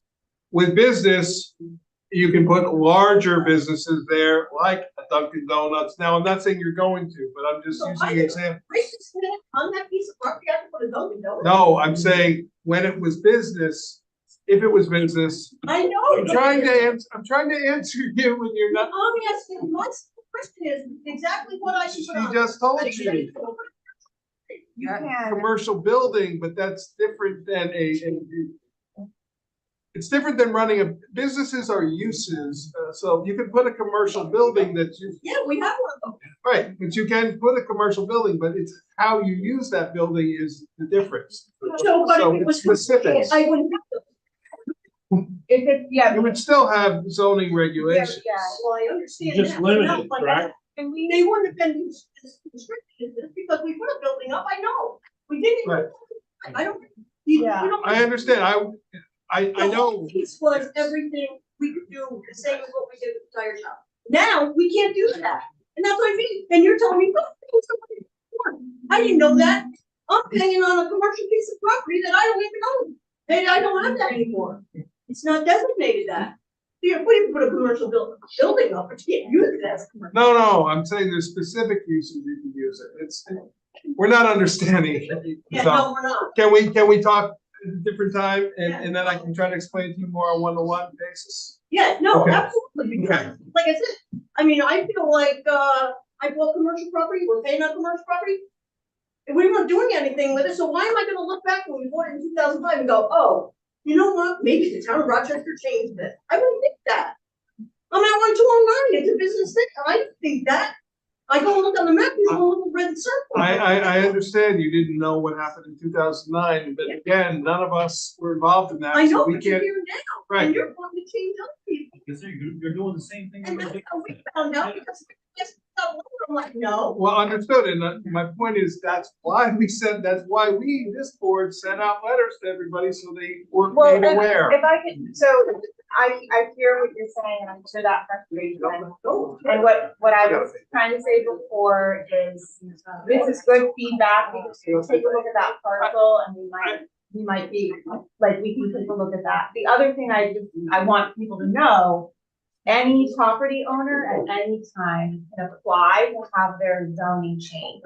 But that doesn't mean it's gonna happen. No, it doesn't mean it's Before going to I happen. Yeah. And then I can bow down and say, please, could you please put back? That doesn't mean that any one of you up there are gonna say, okay, Gene Steyer will do that. Yeah, no, that's Right? a fair point. That's my Yeah. frustration. Yeah. Because Understood. before I had it, it got taken away, I didn't know it, until I got told, and that's why I got a letter, but no, I didn't get a letter, well, I can get a letter, I don't have that in first place.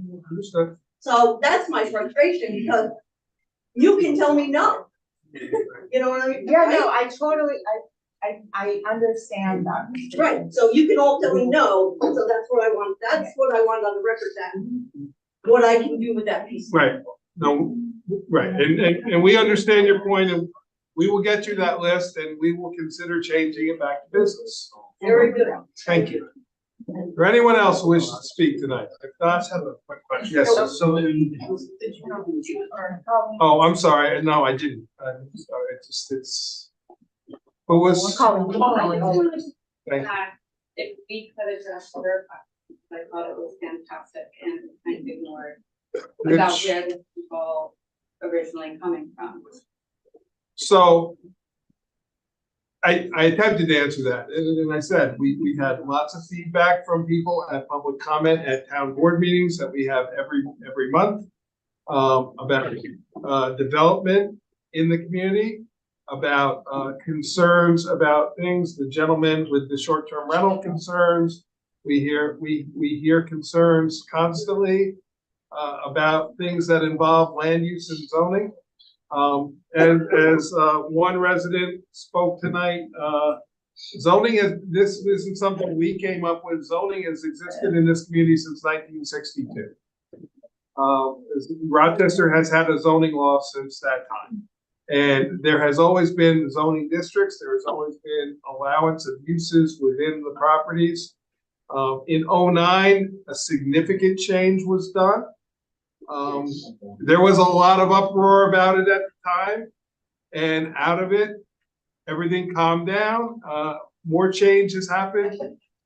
There's constantly change in society that changes what people want, how they use their land. Obviously, everybody here who has interest in their property and what they may or may not do with it in the future, that's based on what somebody else may or may not want to do. You know, if somebody owns a business property and they want to be able to sell it to somebody to use as a business, I understand that.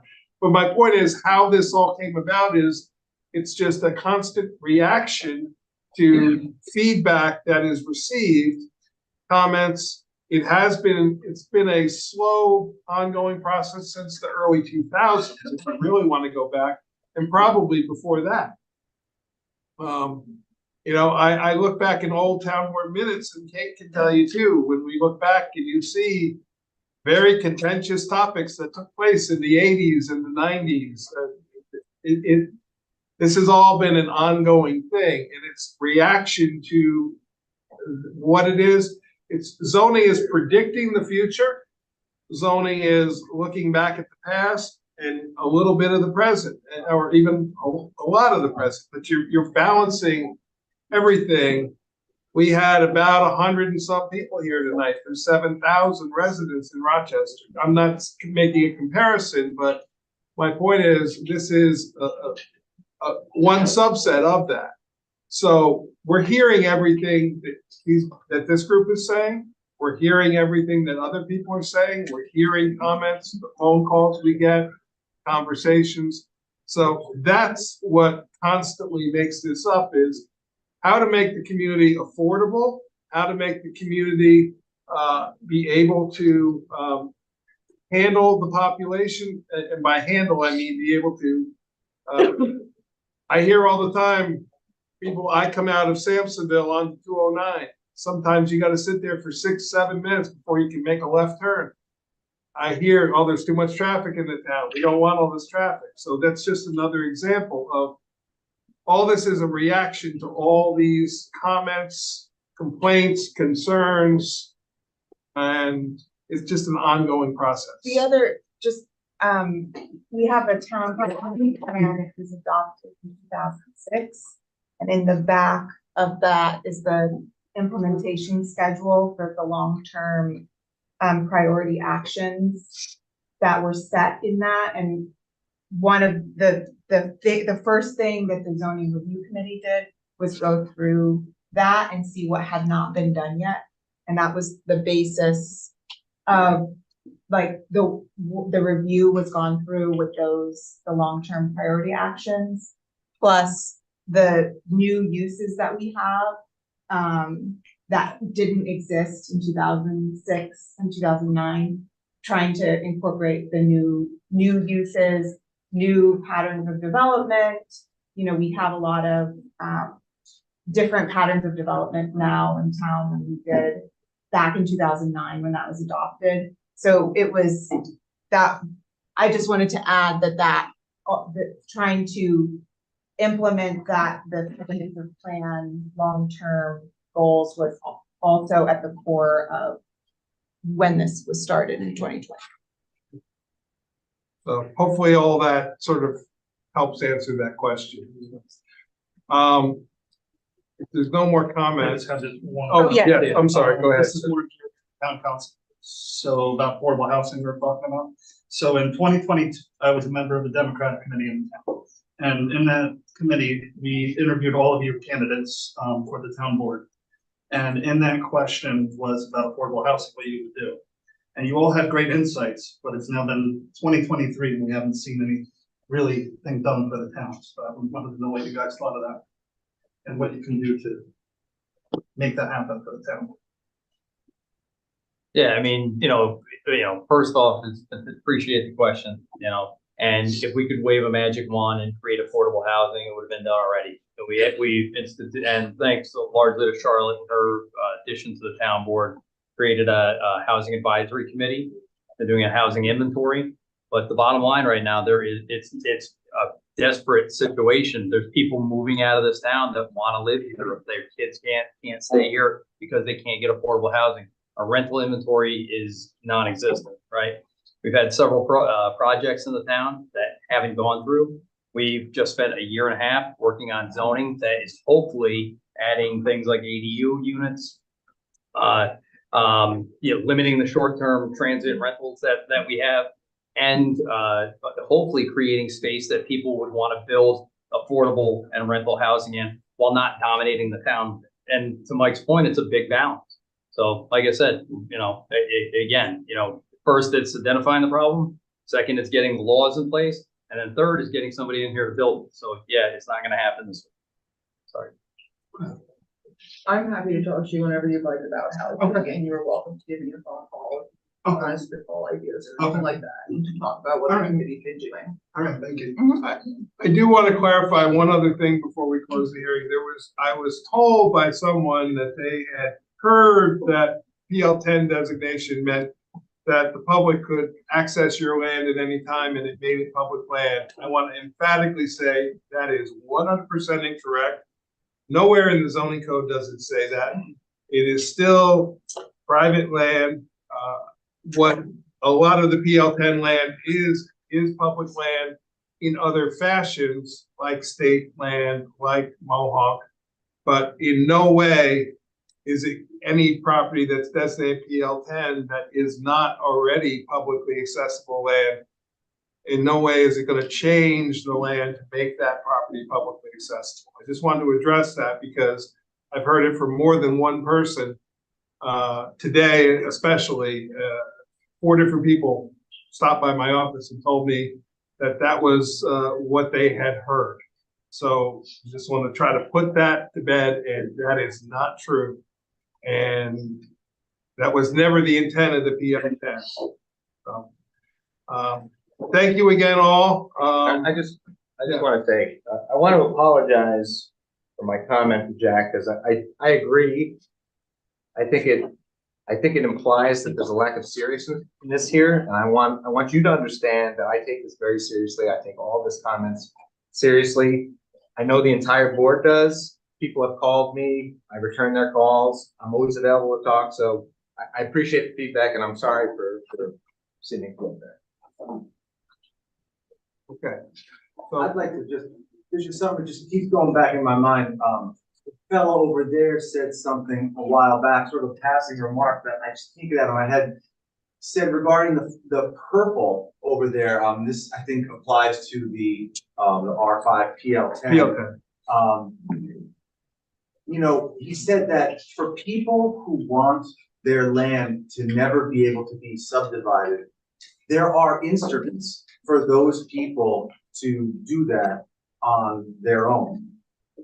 For someone else to tell us what we can and can't do with our property, I mean, I would never dream of telling somebody else what they could or couldn't do with their property. There's something wrong with it. Furthermore, I realize that I don't own it, as Jerry so eloquently pointed out. As soon as I stop paying my property tax, I'll find out who really owns it. But at least while I am paying quite heavy taxes, at least I should be able to do with it what I want. And it also, another thing that somebody said was that, you know, we're all here, we all moved here. You know, we didn't move to the homes that we all have now and buy our commercial. We didn't buy those homes because they suck or because we didn't want them. We bought them because we wanted them quite literally the way that they are or the way that they were at the time that we bought them. So it raises a larger problem, which is, I think, why we're all here, which is things getting changed that we didn't ask to change. And when asked about how this all started and what was the kernel to, you know, start this process, it seems as almost like you're like, well, we get the phone calls and the guy with the Airbnb and blah, blah. It seems almost like you're arguing on behalf of a lot of people who aren't present. And that's sort of like a logical fallacy. Anytime you go to buy a car or something and they, you know, they argue for some of the boss and whatever. The point is, if there's a lot of people that want to change our zoning, I think they should be here. Because I just roasted my Thursday night for 3.5 hours longer being here. I don't want to feel like every time I have to stay vigilant and I have to watch out for who's going to encroach on what little property rights I have, because it's like, you know, the concept of compromise is a little goofy. You want to change up my property, but I don't want to change anything about your property. So then you say, oh, well, let's compromise. Let's meet in the middle. So now I give up a little bit and it's death by 1,000 cuts. I just keep on giving up more and more and more. And pretty soon my kids don't have my farm or they don't have this. And it's, oh, I didn't know about it. A letter came to my house. There seems like there's a lot of goofy problems that are kind of becoming more and more apparent the longer I sit here. I just wanted to make that comment because it just keeps on ringing. So the answer about zoning is, it's balance. It really is balance because what one person, and I'm not saying you, I'm just using a generalized example. One person wants to do this, such and such on their property. Well, I always say you can do what you want on your property, but as soon as what you do on your property encroaches over your property line onto your neighbors, whether it be physically encroaching over or just the experience, the gentleman with the Airbnb neighbor, clearly he's impacted by the choice his neighbors are making. That's now in his case, his neighbors aren't even living there. They're running a business in a residential home. And quite frankly, this board debated getting rid of all non-owner occupied short-term rentals. But we also recognize there's a portion of the community that needs that income to be able to sustain their own lives. So that's my point, is it's balance. If everybody was a great neighbor to neighbor situation, it would make all our lives so much easier. And we have to set these levels to try to balance everything.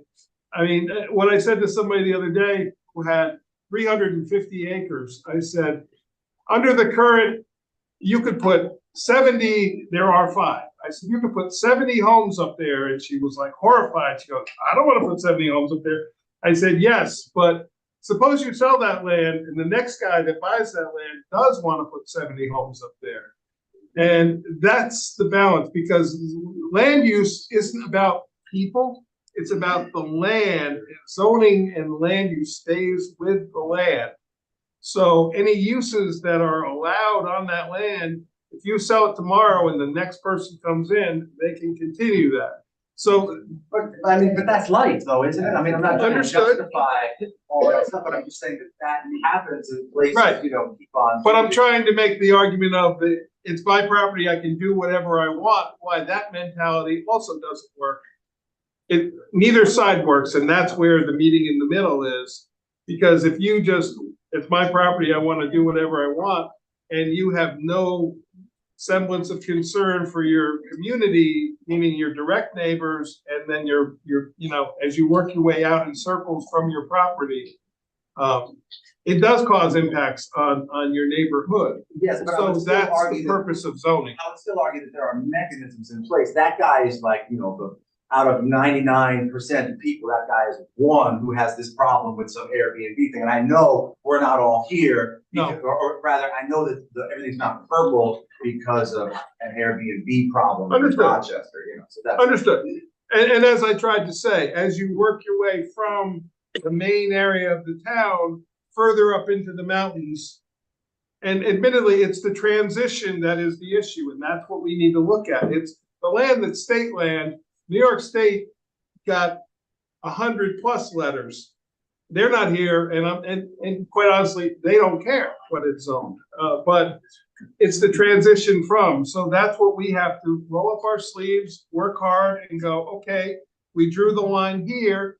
Now we gotta look at, well, should the line move back here? And then the answer to they just colored in the area to some degree, because if you put, it's not about spot zoning, which is misidentified.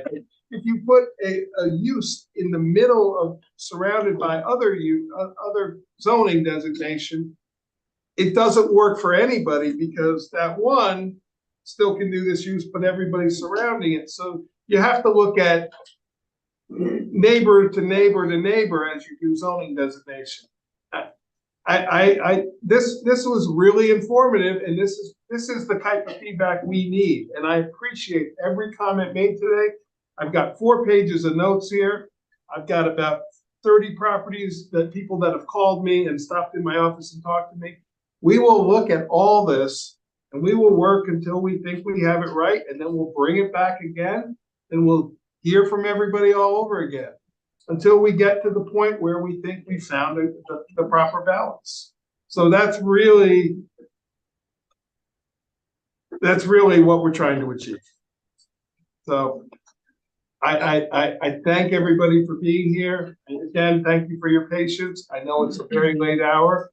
If it's any semblance, we have to down pay our monthly November bills. We will be here at least another hour and a half, but that's not a complaint. That's just a direct observation, so. I'll make a motion. Motion to hold it. Public hearing open until date to be determined. I'll second. I'll second. I'm not gonna do it right now. I gotta do it. I'll second. All in favor? Aye. Opposed? You want to take a 5 minute break? Yes. No, no.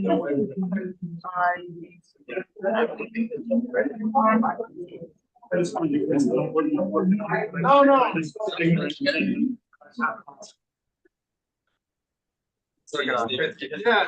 How you been? Yeah, look good. I like the hair. How are you?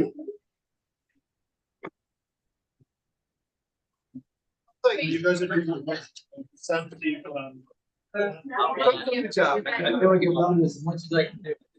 Very good.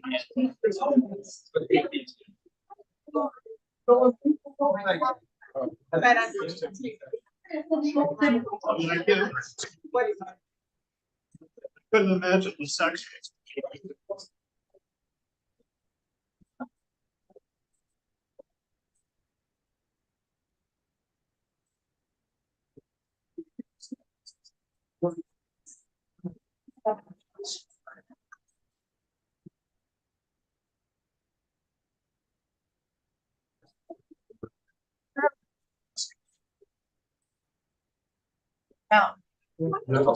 I'm sorry. I didn't think we were doing, sorry.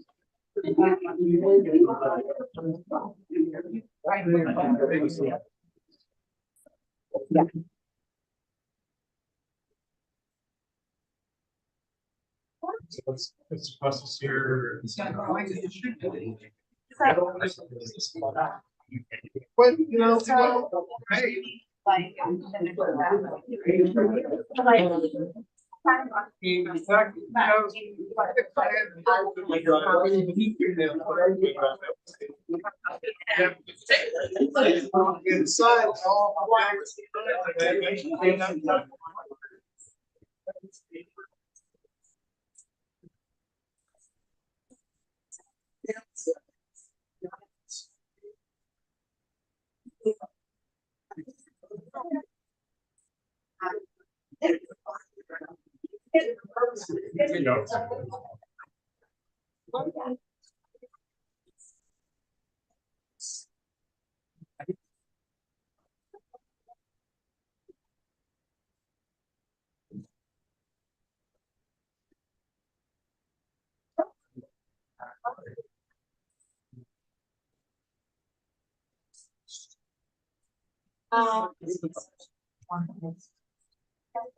Yeah, I can hear. Yeah.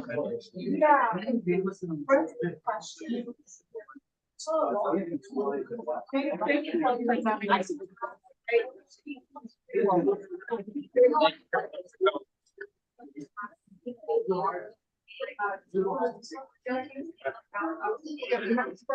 Kate, if someone wanted the big maps, would they?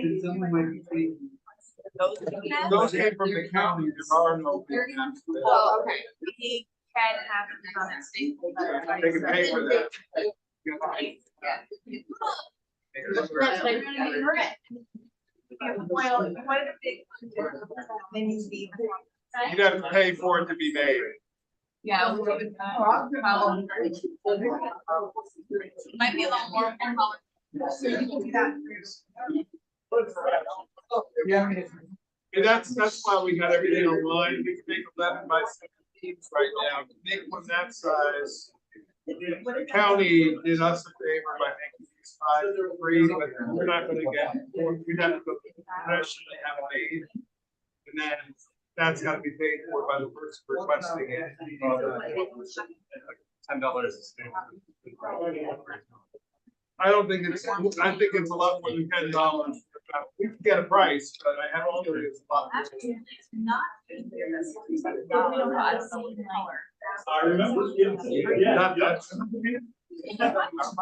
However.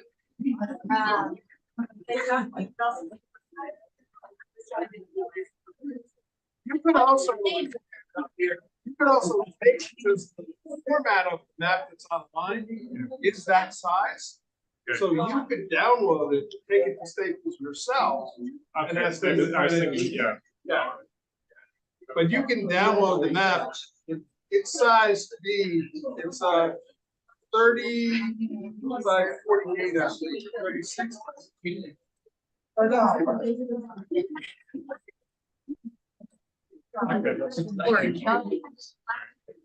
Then you wouldn't have to go through the middleman of us.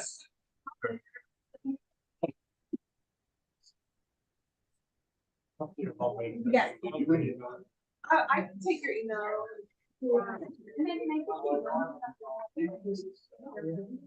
There's something. No, I mean, the Dominic video, saying who was on the board, stuff back in 2009. 2009? Yeah, just send it to you. No, not too bad with you. Good. That's good. 2009, I can tell you the date. You know? Grace? Yeah. But you're. Oh, yeah, That's that's part of this. You wanna. whoever came up with these. Ultimately, it was the town board. How many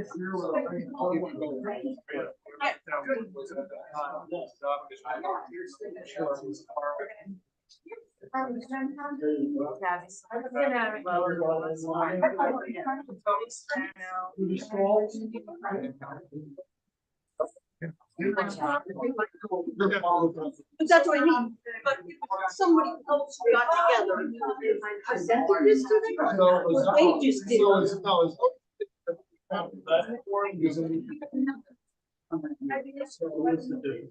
Way back, and that's what I was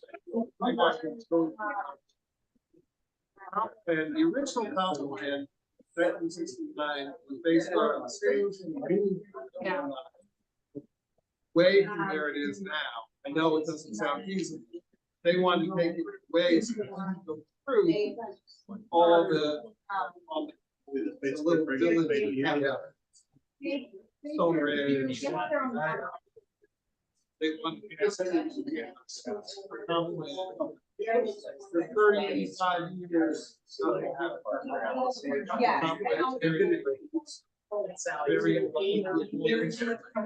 She told me that version of that.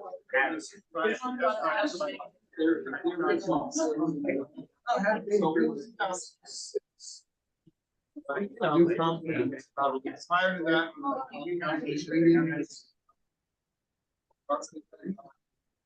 All this. Course on that. I know. I know that, they're all companies, I know everyone. I can get to the. Yeah, well, and that's why. And That was. my whole frustration is that I didn't. I understand your frustration that you didn't get. Oh, no, but I really still don't, like I said. Right. And then when we walked in, there's a lot of and I saw it on the internet. Even though I have nothing to do with it, I apologize. Yeah, no, and my point is, you gotta see my point. I know in 2005, lived here my whole life. And now every year, now I'm gotta be like, oh my God, I gotta check my parking fees. And, I can understand the shock. Pointing out, yeah, like I said, I have to. And we have business, and we haven't been in that. And I remember when the entire summer, when I was involved. And like I said, it's like, now all of a sudden after so now I look like, well, that's what we. Well, I know, but you didn't get a letter, you just go around, this board is not. Now, when I. But how, that's my thing, so all of a sudden I didn't know. I checked the letters out here. But that's my thing is. Right. And we always depending on. No, and I understand that. I want to know what was peaceful here now, what good is it to me when I thought it was perfect? We can give you the list of what you do. Yeah, but that's not the point, I didn't buy it.